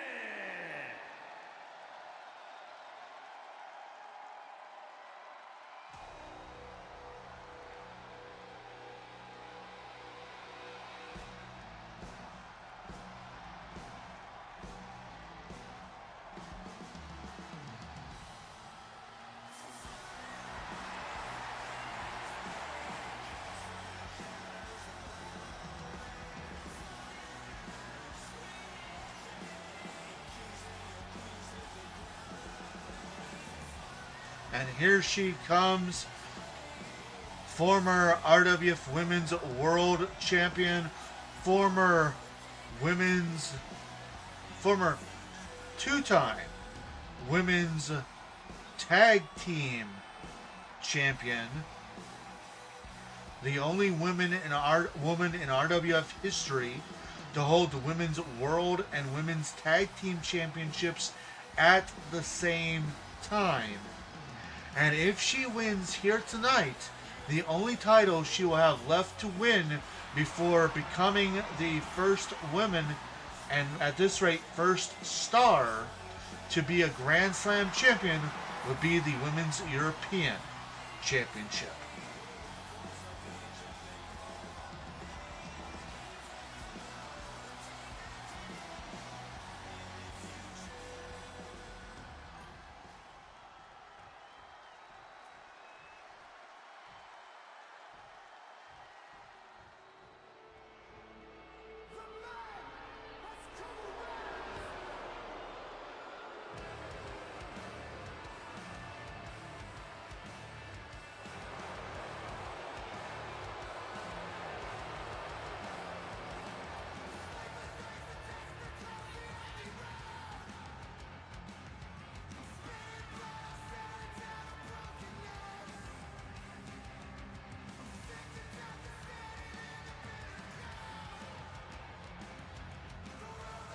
Here she is, the woman who is able to dethrone Jade Cargill at Rabit Mania, former RWF Women's World Champion in her own right, and current United States Champion.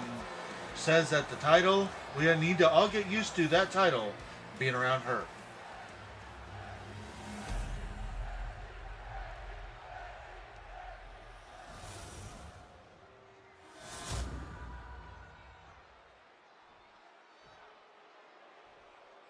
Introducing the challenger from Osaka, Japan, Asuka!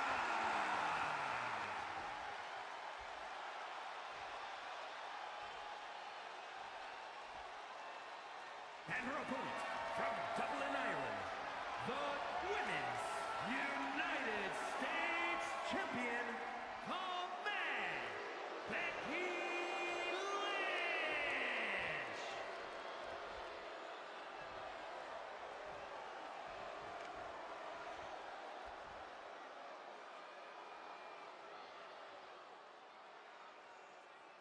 This is a true battle of titans here tonight. Again, just listen to the accomplishments of these ladies. Becky Lynch, not only is she the current Women's United States Champion, but she is a former Women's World Champion.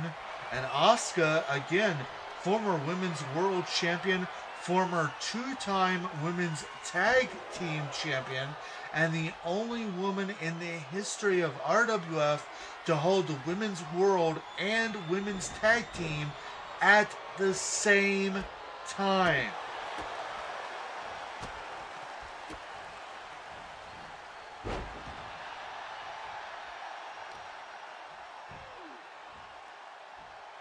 Asuka got very, very mad when the United States Championship was announced, because at that point in time, she was only one title away from becoming Grand Slam champion. Now, she is two titles away, but she has let that anger fester inside of her. She has let that become motivation to become the United States champion, thus making her still back to one title away from being Grand Slam champion.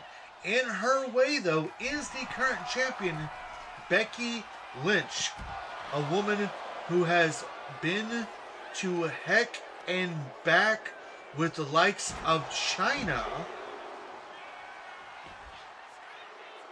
She has won wars.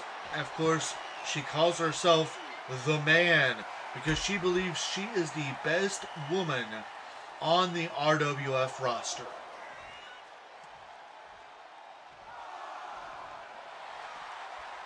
Count of 5, and Asuka needs to be, I would think that she would want to take this just a little bit more serious here. You can't win the title via countout.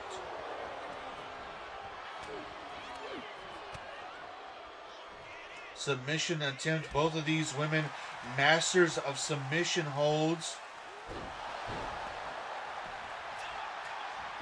Neckbreaker there into a cover, but not even a 1 count.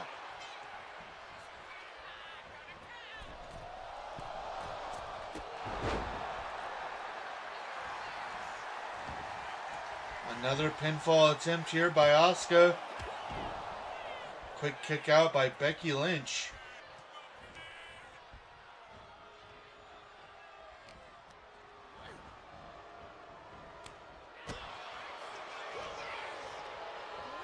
Becky Lynch back in control for the moment.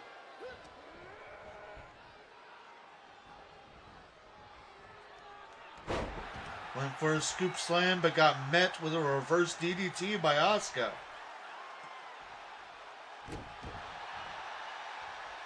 These two women know each other so well. They've trained together, they've rode together, they've fought together in other companies, and now they're getting to show exactly what they can do here in RWF over the Women's European Championship.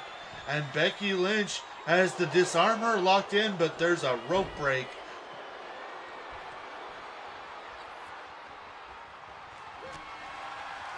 Lynch going for the manhandle slam, but Asuka able to get out of it.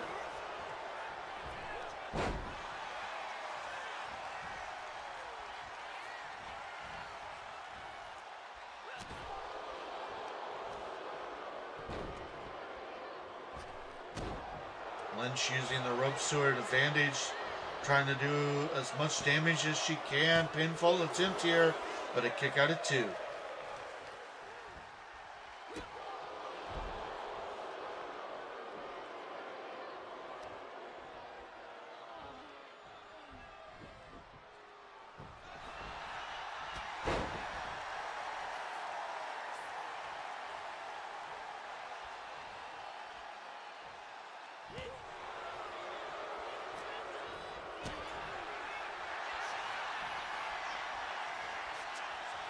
And now Asuka locking in the Asuka lock. Will Becky Lynch tap out here?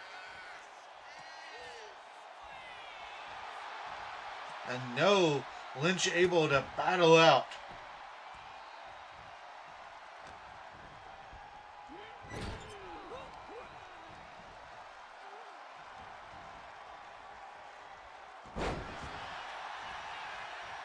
Reversal after reversal. Each lady doing what she can to get the upper hand. Oh, and caught in mid-air.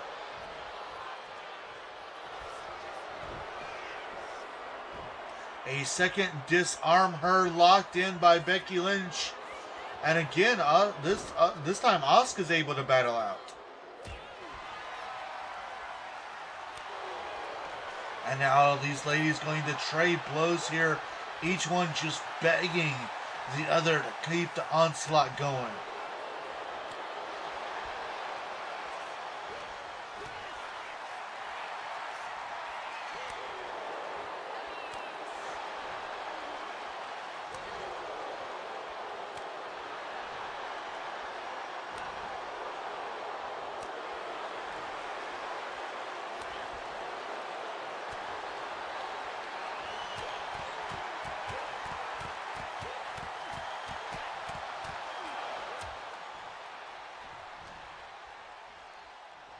It looks like Becky Lynch got the better of that exchange.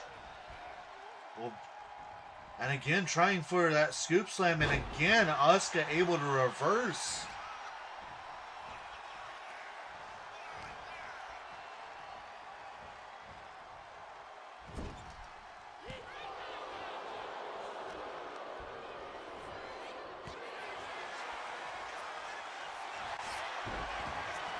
And now it's Asuka's turn to lock in an armbar.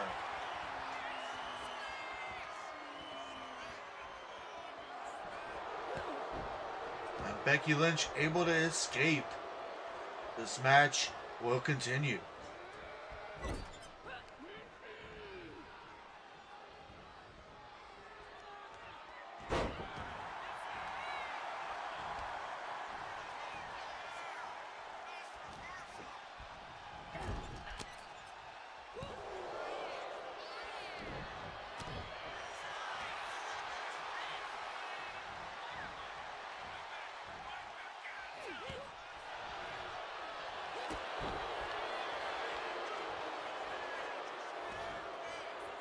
Cradle pin here by Becky Lynch. Title on the line, but kick out at 2.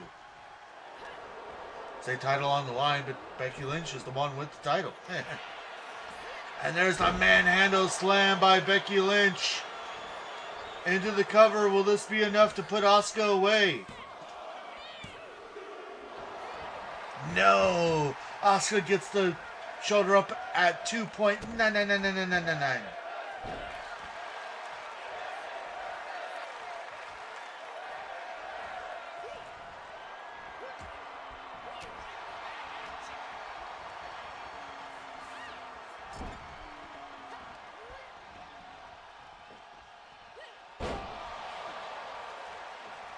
Asuka hitting a scoop slam. Now Asuka to the middle rope.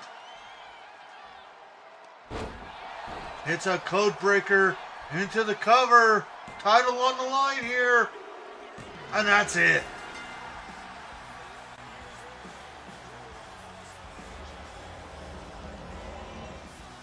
Here is your winner, and new Women's United States Champion,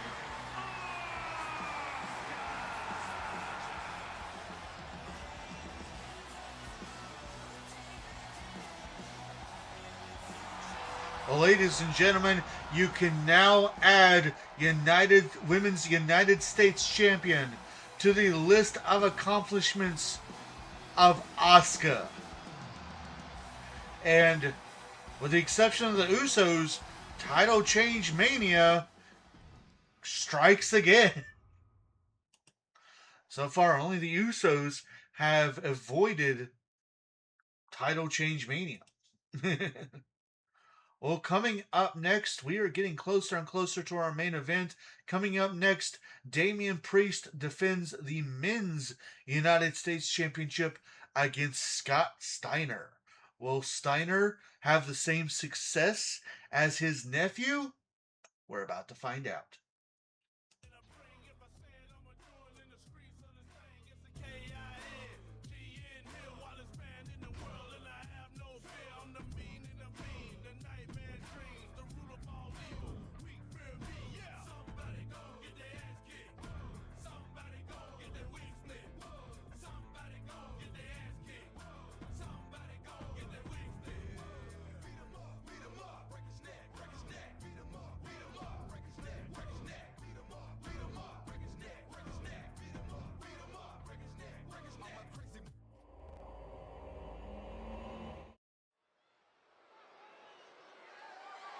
The following contest is scheduled for one fall and is for the United States Championship.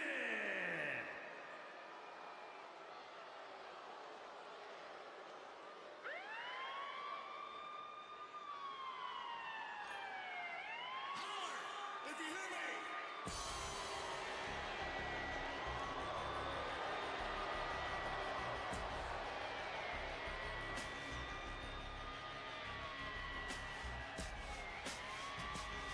Finally, Asuka wins. Right? I know she's been on such a losing streak lately. I'm glad that she won though. And here comes the #1 contender to the United States Championship, the uncle of Braun Breaker. We'll see if he has the same success that his nephew had earlier, and if title change mania continues here at Karat Cash. I've been waiting for this one ever since it was booked. Nice.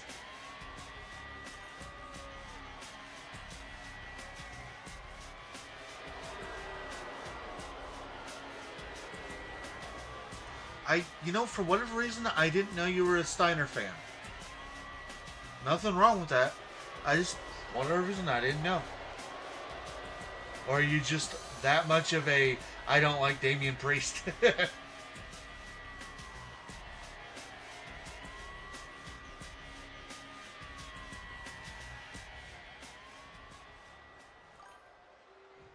I don't know what it is. He's entertaining. Fair.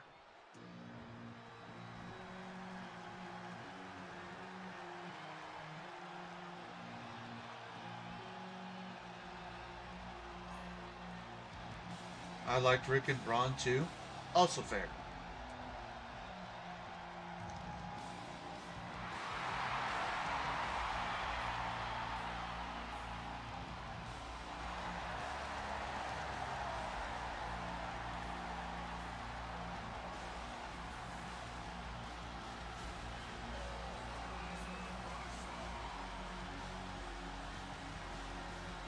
And here he is, Damian Priest.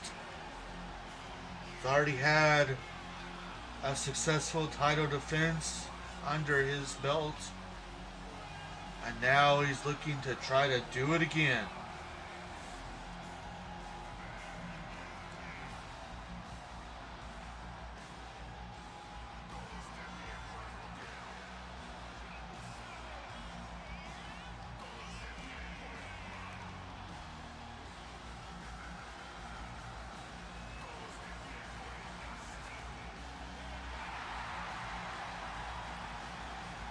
I will say I do like how much his entrance gives us a good look at the title belt.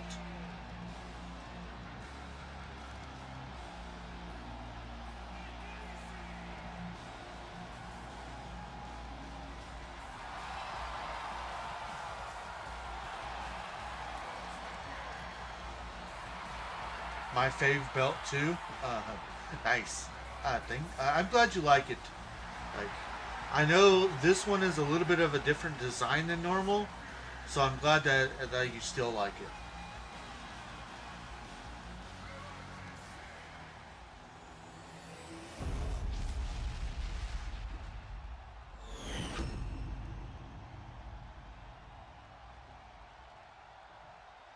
Introducing the challenger from Detroit, Michigan, weighing in at 276 pounds, Big Papa Pump, Scott Steiner.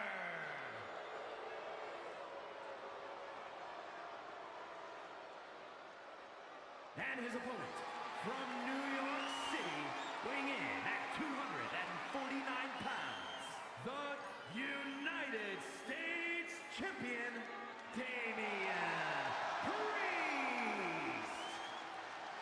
I feel like it's the best an RWF US title has looked to. Oh, well, thank you. Again, I'm just glad. I'm glad you like any of the stuff that I make. It makes me feel good.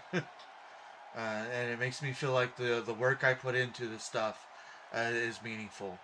Also, apparently I have to apologize to everybody. I forgot to switch the male announcer for the female announcer in this match.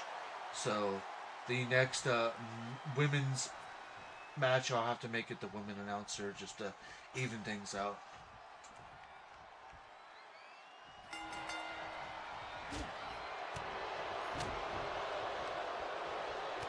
I like all of it, I can't lie. I just like certain things even more.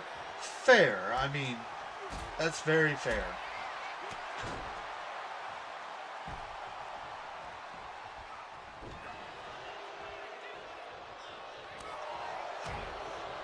So here we have Big Papa Pump, Scott Steiner versus Damian Priest.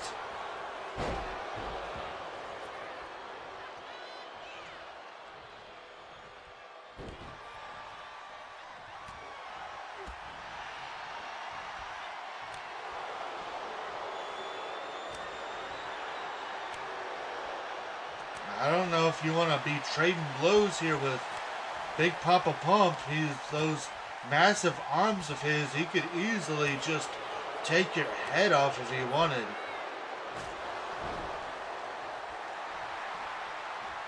But then again, those martial arts background of Damian Priest coming in handy there.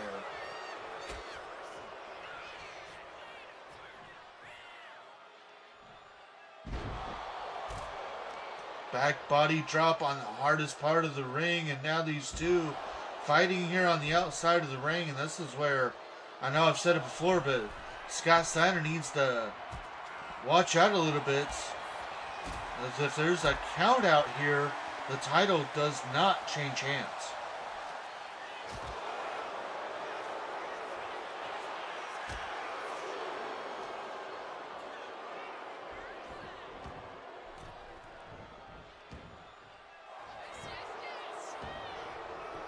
Steiner going for a pinfall, but only a 1 count.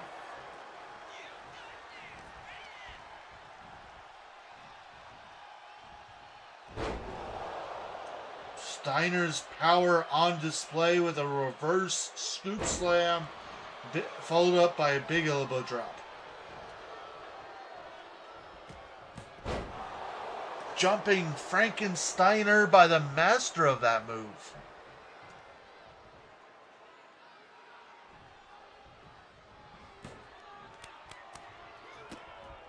And now Priest lighting up like a house of fire here.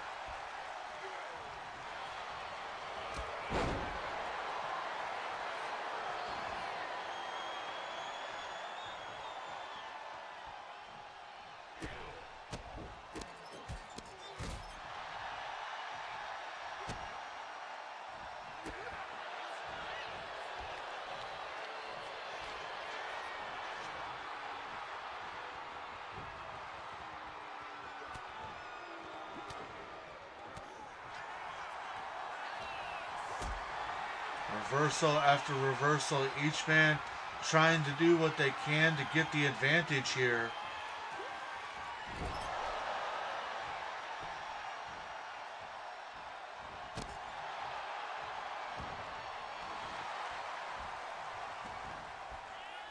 And now Damian Priest dropping the straps.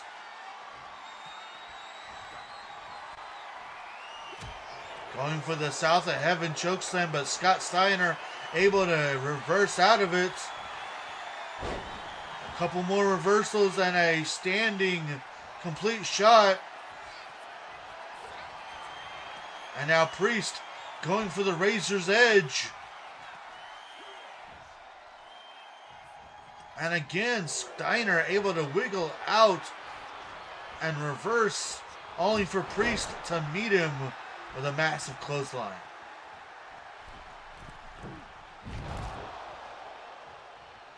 High risk did not equal high reward for Damian Priest as Scott Steiner takes control of this match again. Only for Priest to meet him with an elbow.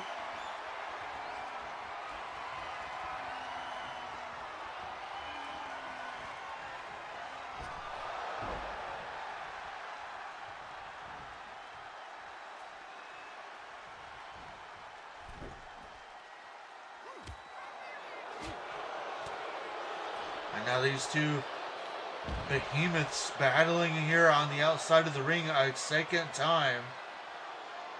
Steiner deadlifting into a running power slam, showing again his power here.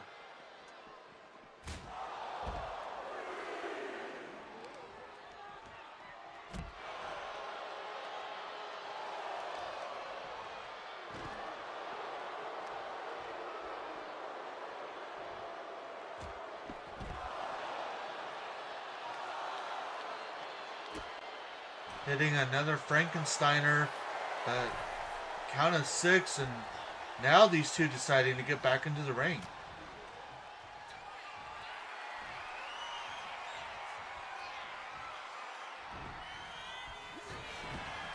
Priest reversing a suplex attempt. And Priest going for a Razor's Edge, trying to hit it. Will he do it? No. Steiner able to get out of the second attempt there. And hits a giant full Nelson slam into the cover. Title is on the line here. And that's it.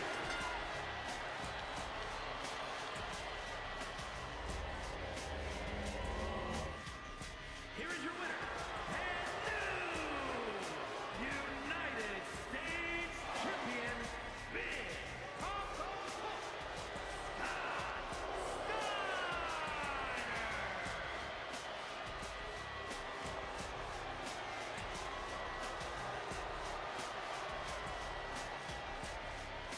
Hold on, everybody. There we go. Streamlabs is doing the thing again.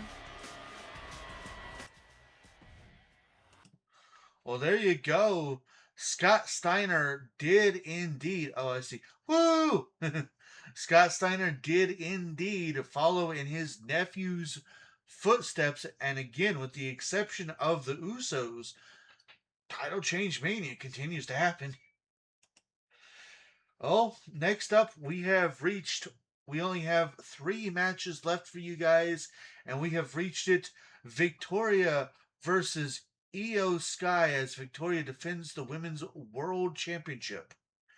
The question, though, is will we have an appearance by the winner of the Karat Cash? Only one way to find out, and that match is coming up next.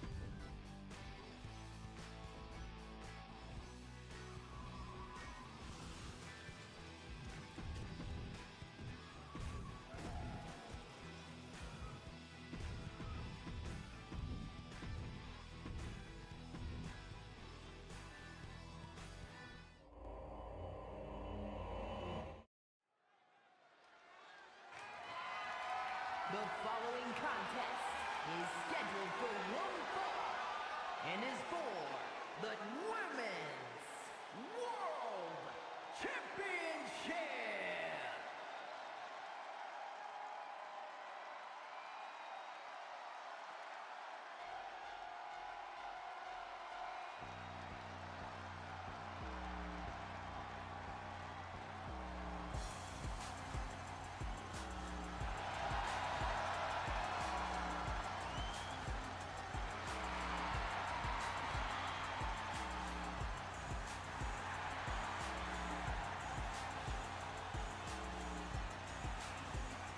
And here she comes.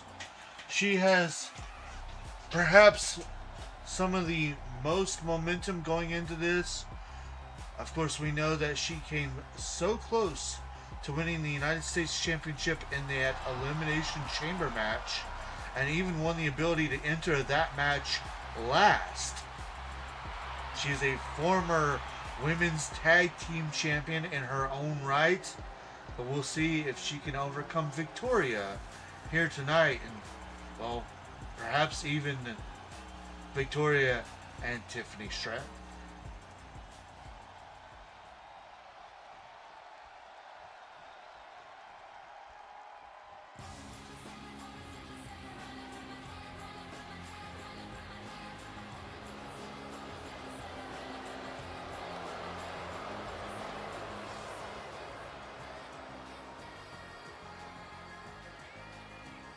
And here she comes, fresh off her victory over Natalia at Rabit Mania.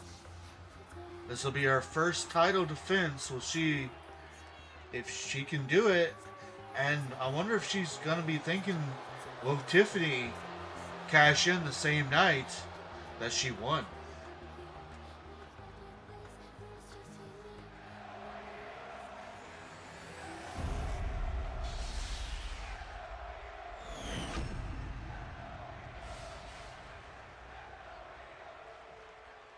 Introducing the challenger from Tokyo, Japan, Io Sky.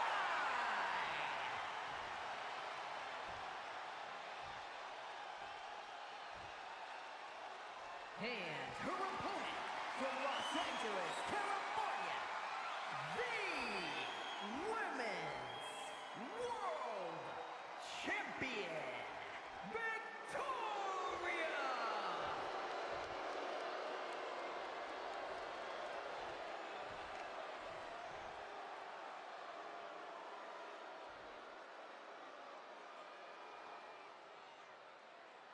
So this is it. The question will be answered. Can Victoria successfully be the only the second champion here tonight to successfully defend her title? Will Io Sky gain her first singles championship?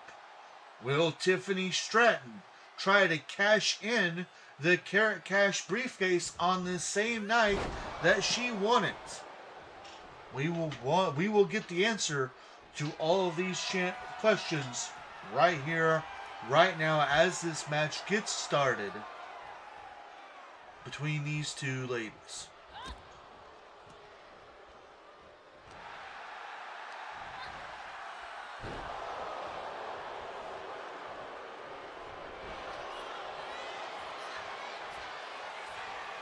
Submission attempt here by Victoria, but Io Sky easily able to get out of it.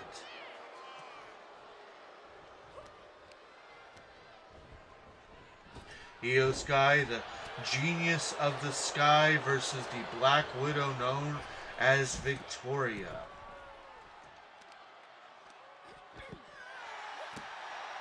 Of course, Io Sky defeating 7 other women and an 8-woman over-the-top rope battle royal to win this opportunity here tonight.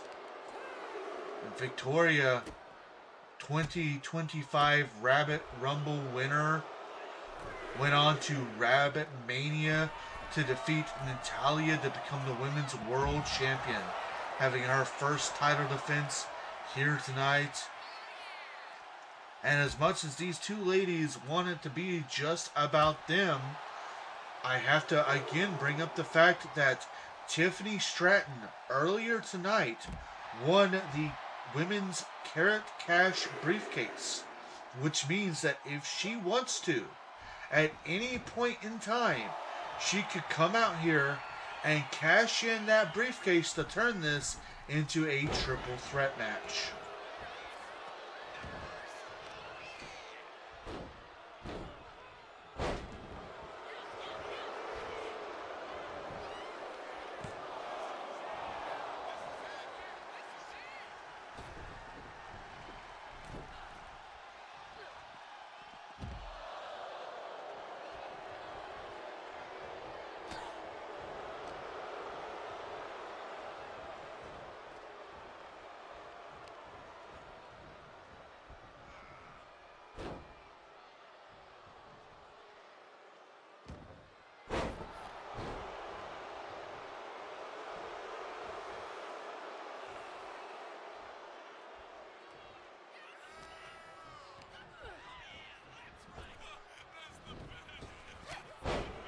Victoria in firm control at the moment, showing Io Sky how it's done. Massive sidewalk slam into the cover. But Io Sky gets the shoulder up at 2.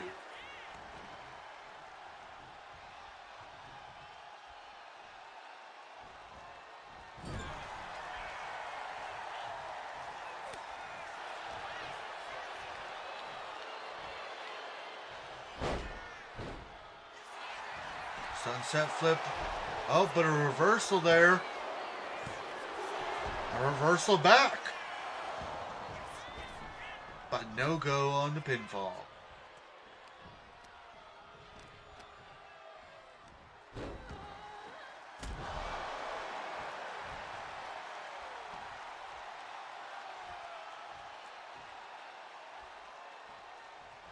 Looks like that last move took it out of both ladies. And now Victoria sending Io Sky to the outside of the ring. Beautiful top rope moonsault all the way to the outside. But again, I know I've said it before, but Victoria has... Actually, it's not really Victoria that has to worry. It's Io Sky who has to be careful out here. Because the title does not change via countout.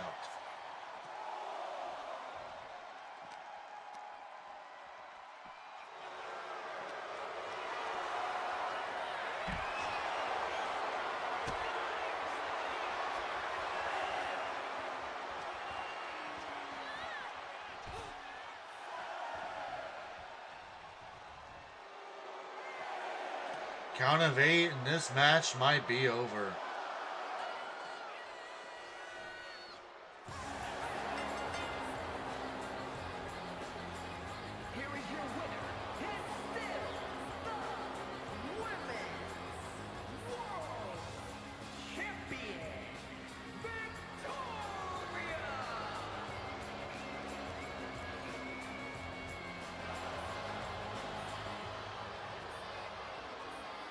Well, unfortunately, it's not the victory that we like to see the most, but it is indeed a victory, and Victoria, in a way, successfully defends her Women's World Championship.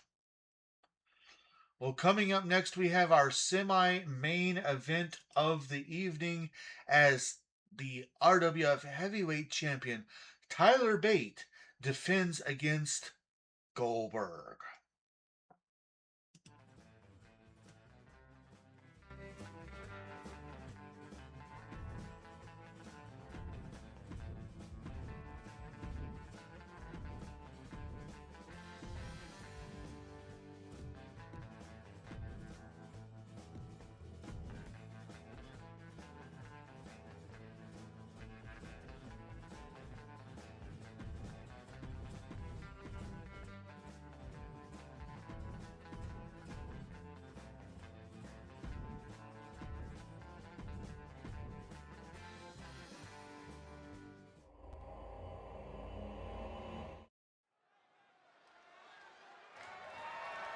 The following contest is scheduled for one fall and is for the Heavyweight Championship.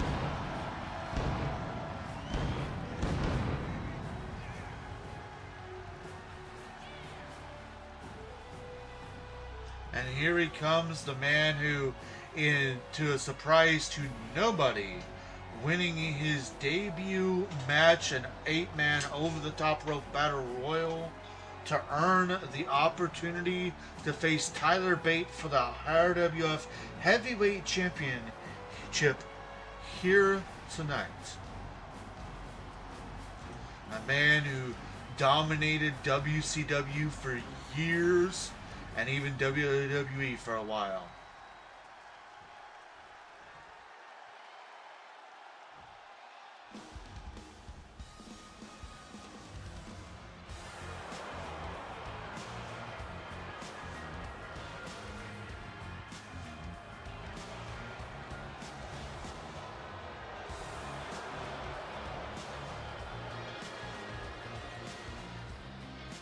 And I'll be honest here, folks, a lot of people have been saying that despite Tyler Bate being a self-proclaimed big strong boy and master of British strong style, a lot of people are betting against the heavyweight champion, knowing that Goldberg is what awaits him.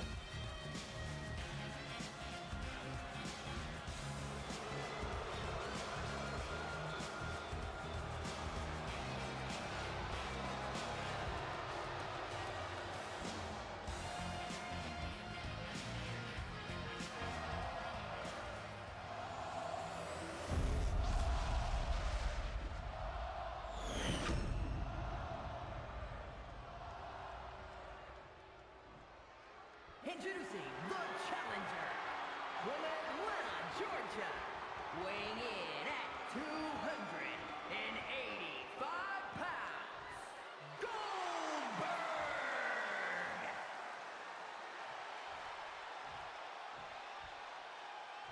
And his opponent from Dudley, England, weighing in at 175 pounds, the Heavyweight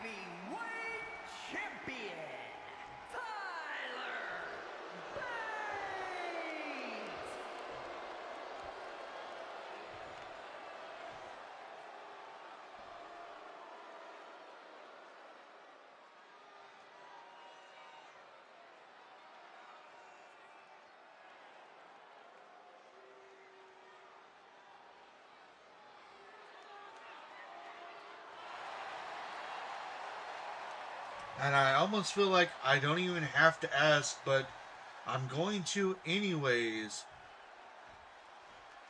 Do y'all think that Title Change Mania is going to affect Tyler Bate here tonight? Considering that he has the massive mountain that is Goldberg in his path. Or will the British Strong Style Master prove us all wrong and get one up on Goldberg?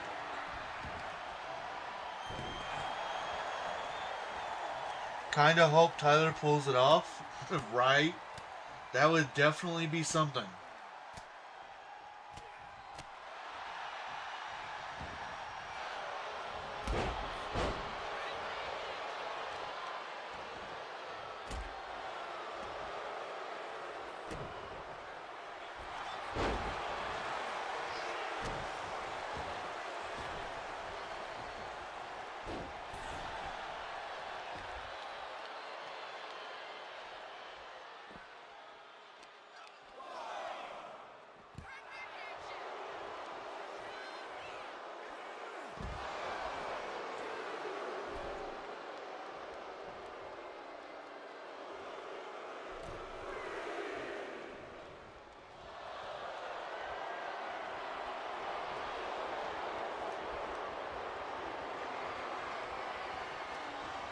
And this is where Goldberg doesn't want to be.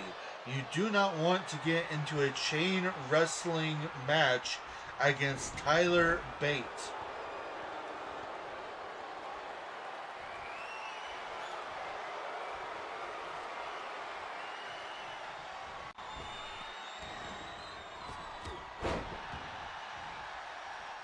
And just like that, the quickness, the power, the agility of Goldberg shows that just how well he can adapt. But Tyler Bate, right back on top.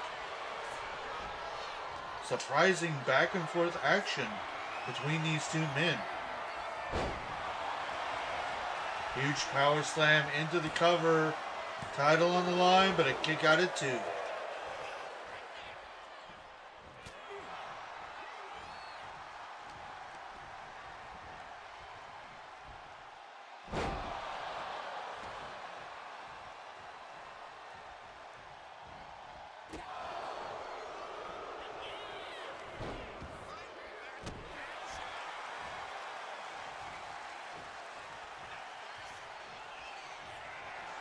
Uh-oh. Goldberg setting up for the spear. Oh, but Tyler Bate able to reverse.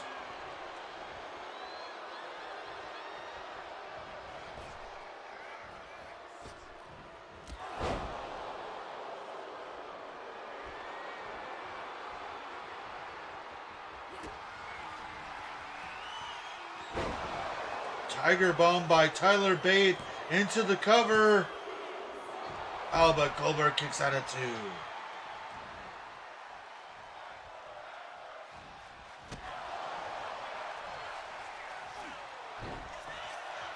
Again, Goldberg going for a spear, but Bate able to get out of it. And, uh-oh. Now these two are trading blows. I'm not sure if that's something you would want to do when your opponent is Goldberg. But I know I keep giving all this credit and all this hype to Goldberg, but you gotta give it to our heavyweight champion standing toe to toe and almost seemingly coming out on top. A second Tiger bomb into the cover. And again, Goldberg kicks out at 2.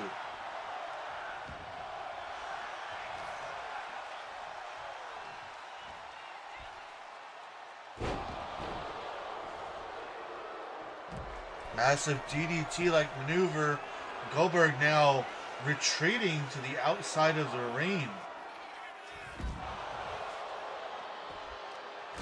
These two taking it to the outside, and this is where Goldberg has to be careful whether he wins or loses, the title does not change hand on a count-out victory.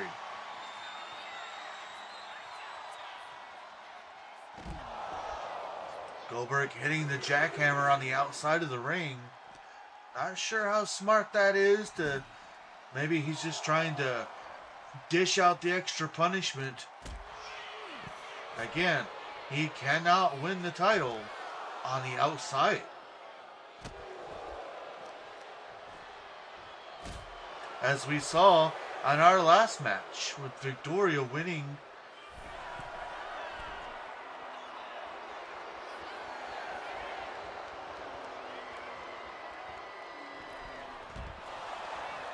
And Tyler Bate preventing the ring count out there.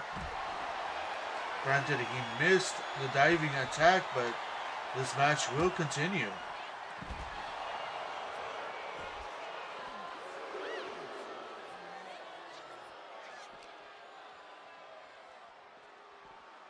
I'll be honest, guys, I kind of wrote Tyler Bate off as going to lose this match, but the longer this match goes, the more I'm wondering, and the more I might be thinking that Tyler Bate might just walk out still champion. And then just as I'm saying that, Goldberg hits a jackhammer.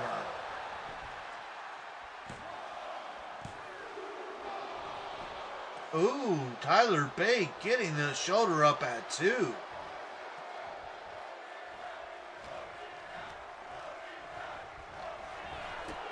Ooh, a rare both these guys chant, which is, I believe, new to this game, as Goldberg hits a spear on the outside of the ring.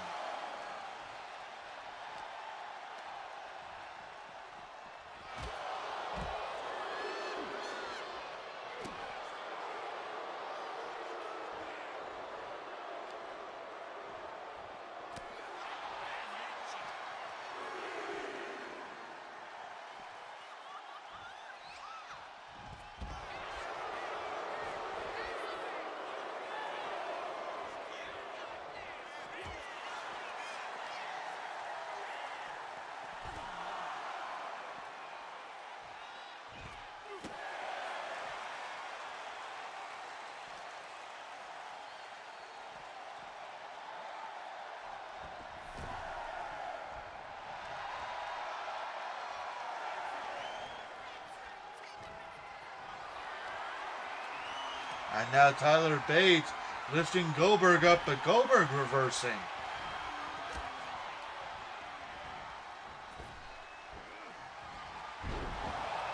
Pop up into a spear, into the cover, title on the line, and there it is.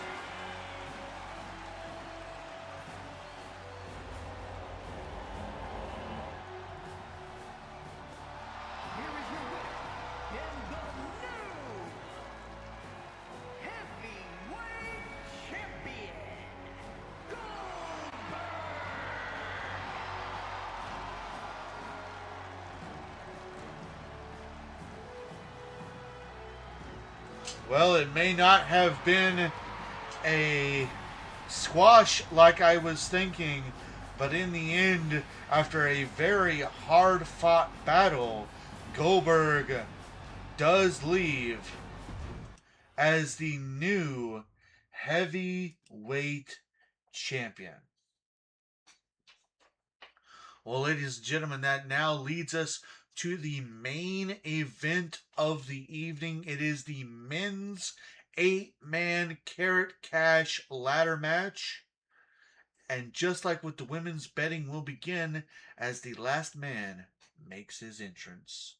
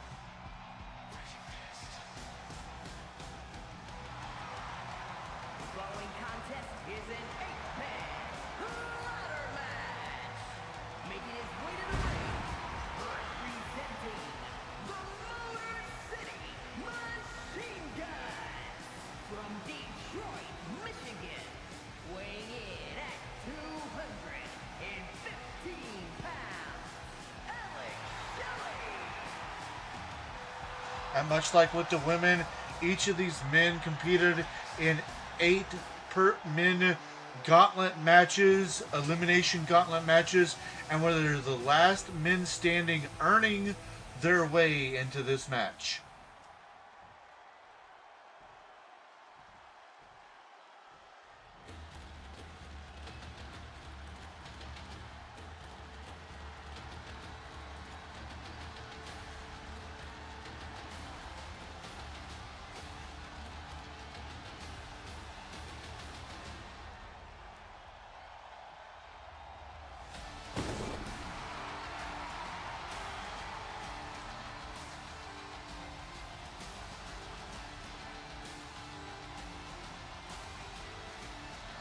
And from Dublin, Ireland, weighing in at 267 pounds, the Celtic Warrior,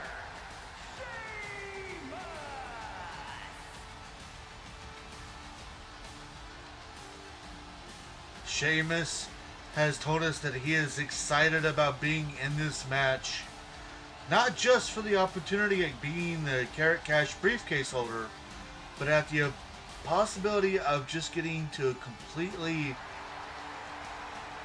obliterate the other men in this match.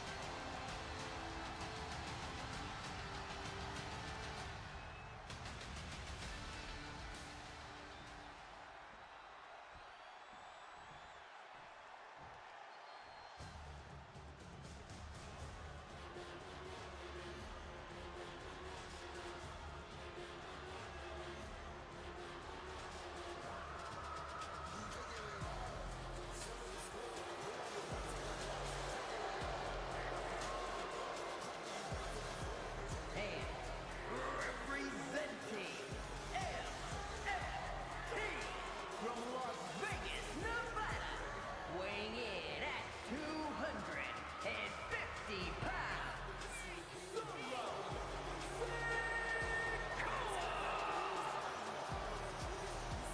Solo Sikoa, the leader of the MFTs, looking to do his stable proud here tonight, and you know that he would love to gain his first title in RWF by being the first man to successfully cash in the Karat Cash briefcase.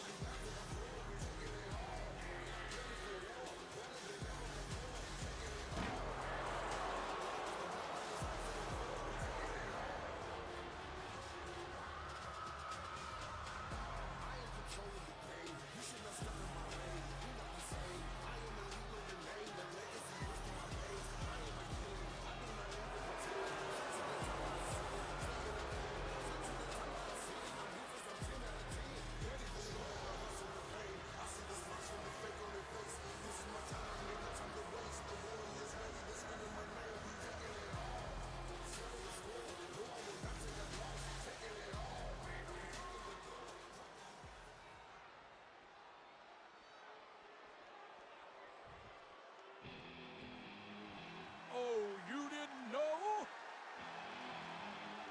Your ass better call somebody.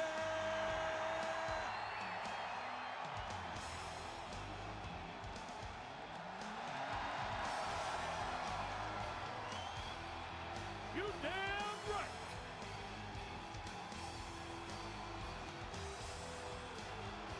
And here he comes, the road dog, Jesse James, bringing a little bit of attitude into this match. It's me. It's the D-O-double-G.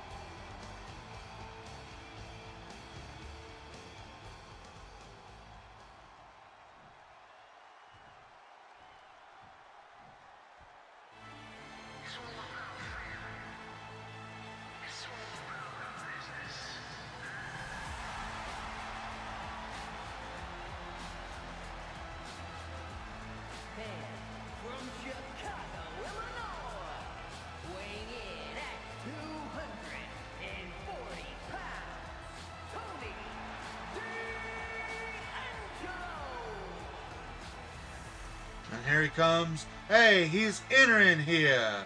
He's also a former RWF Pure Honor champion, as well as a former RWF Men's Tag Team champion. Tony D'Angelo making his way to the ring, the dawn of RWF. Now a singles superstar. My feed of the stream is having trouble right now. Gonna try to fix it. Alright, Bruda.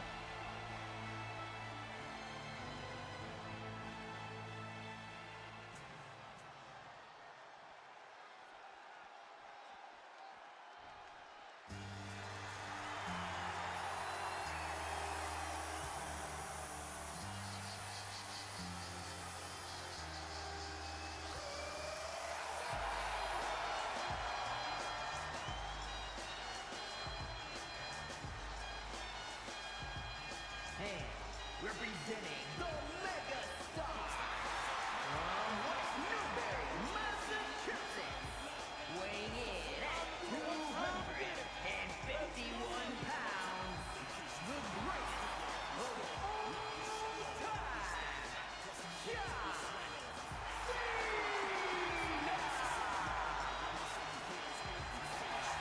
And here he comes, John Cena. The now self-proclaimed greatest of all time.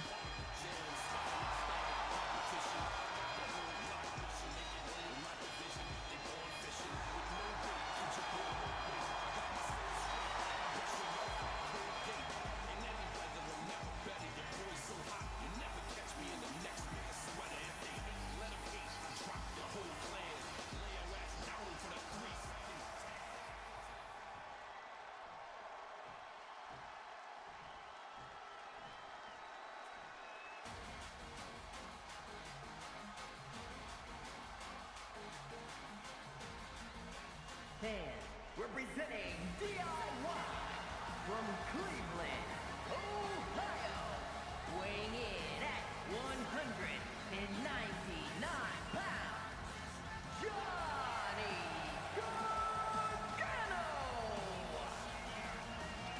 And Johnny Garlic of the Ketchup Crew making his way to the ring, former RWF Intercontinental Champion, former RWF Men's Tag Team Champion. You know, Gargano is looking to make the Ketchup Crew proud here tonight.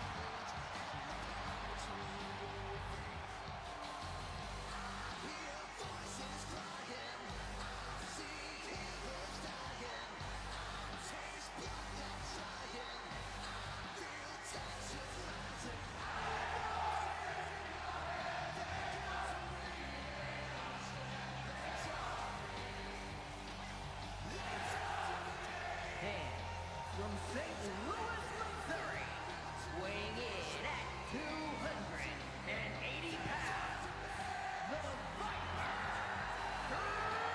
Randy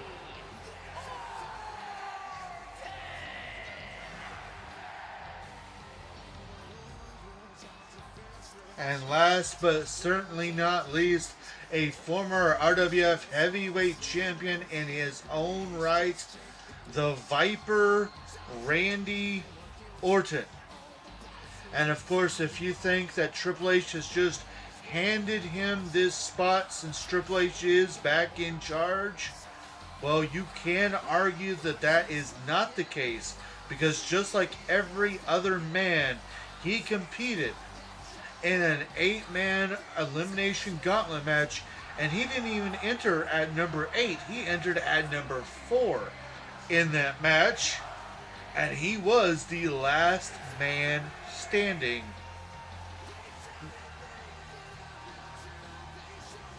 But now we'll see if he'll be the one that holds the Karat Cash briefcase by the end of the night. And of course, as he is making his entrance here, since he is the last man, betting has started.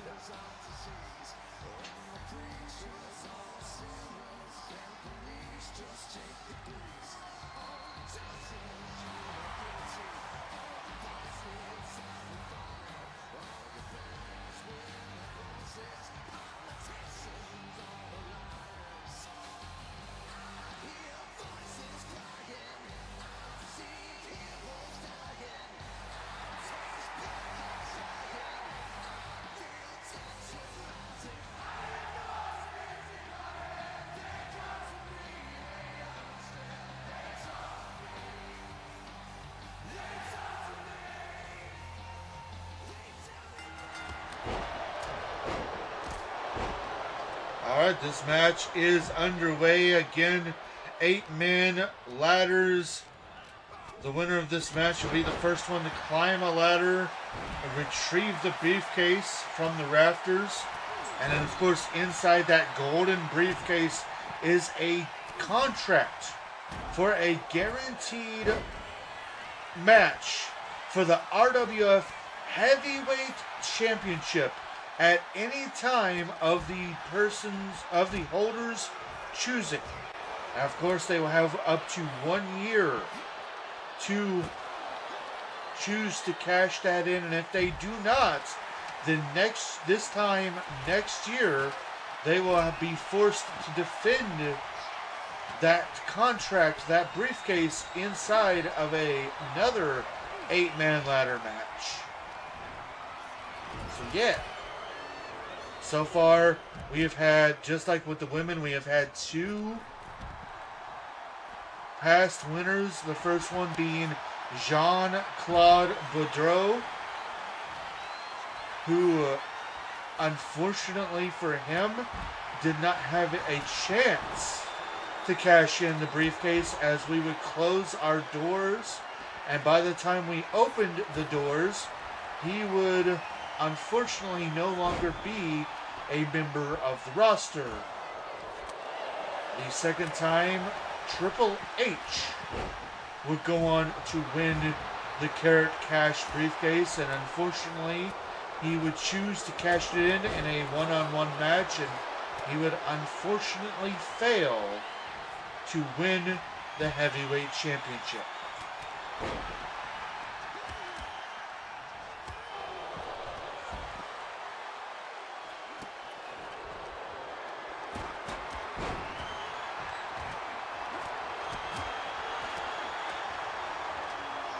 Again, if you're looking to bet based on titles, well, you've got a few options. First, of course, would be Road Dogg, who's a former RWF Men's Tag Team Champion.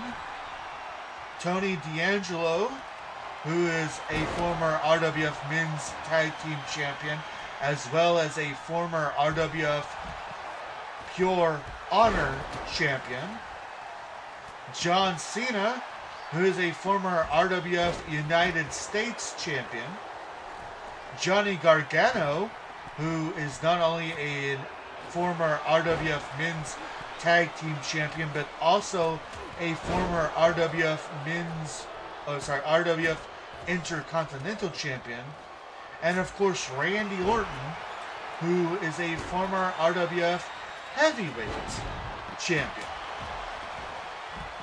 With, of course, Sheamus, Alex Shelley, and Solo Sikoa being the few that have never held a title here in RWF.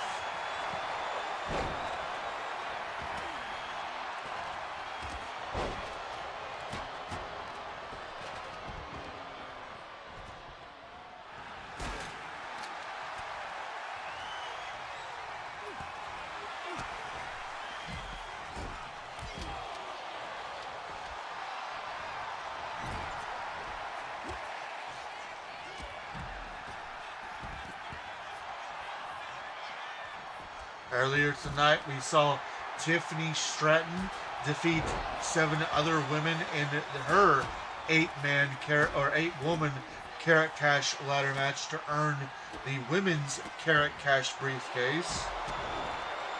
We'll see which one of these 8 men can do the same.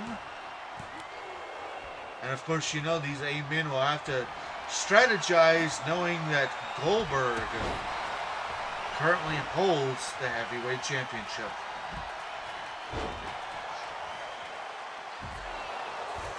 I also almost can't believe that every single title except the men's tag team championship have changed hands here tonight.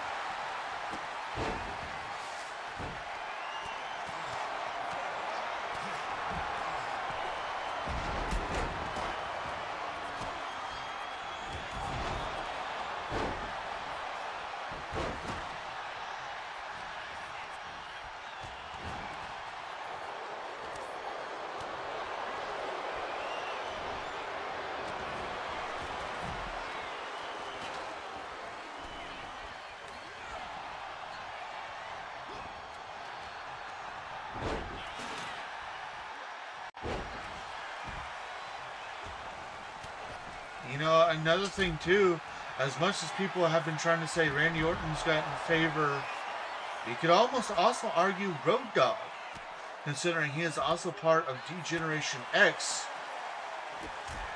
which is, you know, Triple H's tag team that he's in, right, or not just tag team, but stable that he's in right now.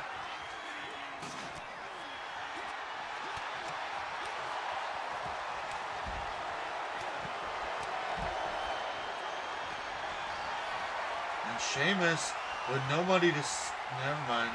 I was going to say, with nobody to stop him.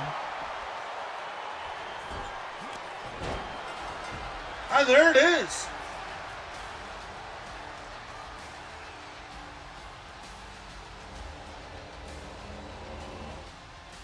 Here is your winner, and Mr. Money in the Bank, the Celtic Warrior, Sheamus!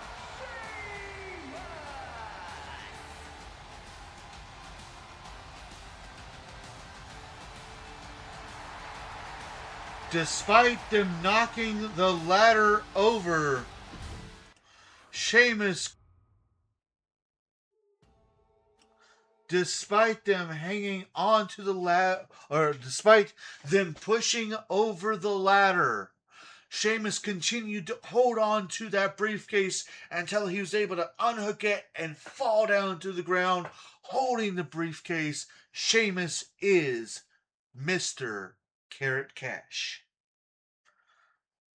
Wow. The funny thing, too, is I was this close to having my other account vote for Sheamus, and I decided to go for Solo Sikoa just to change things up. Should have voted for Sheamus. Well, ladies and gentlemen, that concludes our show here tonight. I hope you guys have had fun. We will be live again this coming Sunday with Pokemon, with our blind playthrough of Pokemon Brilliant Diamond. starting at 7 p.m. Central Time, so I hope you guys will join me for that. For tonight, I'm going to go ahead and get into my commands. I'll let you guys go, and I just hope you've had as much fun as I have. So, with all of that said, as always, we are sponsored by our Lord and Savior, Jesus Christ. He has blessed me and my wife extremely greatly, and we want to make sure that we return his blessings by giving him all the honor, glory, credit, praise, and all of that he rightfully deserves. We also want to say a huge thank you. Thank you to everybody that joined me today. It means so much to me that you guys take time out of your busy days to come and hang out with me. Of course, a huge thank you also goes to our supporters, starting with my hashtag wonderful wife, Firebird10, our amazing friends Nick and T, as well as our other friends Sean, Steve, and Danny, as well as our 2 digital artists responsible for our artwork, starting with Amon Wolf of CNH Podcast and Z Fire Incorporated. Thank you guys so much for everything. Discord. We have one of those. If you've not joined our Discord and you would like to, feel free to grab that link right there and come join us. We've got tons of chat rooms. That's when important announcements are announced, decisions are decided, discussions are discussed, wrestling results are resulted, chats are chatted, and honestly, we just love to have you there.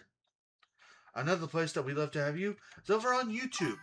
If you'd like to check out our past live streams or highlight videos, you can grab that link right there and come join us over on YouTube now, since it is all free. And another way to help support the stream, if you don't mind, while you're over there, hit the subscribe button, hit that bell button to keep yourself notified, give the videos a like, and give them a comment, because comments are good for the YouTube algorithm. Another place that you can find us is over on TikTok. Yes, TikTok. That's where we post just our highlight videos. So if that's what you're interested in, you can grab that link there and join us over there. And again, since it's all free and another way to help support, if you don't mind while you're over there, give the TikTok channel a follow, give the videos a heart, and give them a comment as well, because comments are also good for the TikTok algorithm. Last but certainly not least are ways to help support the stream right here, right now, if you would like to do so. Always keep in mind that nothing is ever required, but everything is very much appreciated. With that, more information on how you can help the stream is in the chat, so feel free to read that at your leisure, and remember to do only what you're able and comfortable with doing. With that, ladies and gentlemen, I am JRabbit87, and I hope you all have a very good night. Thanks so much for joining.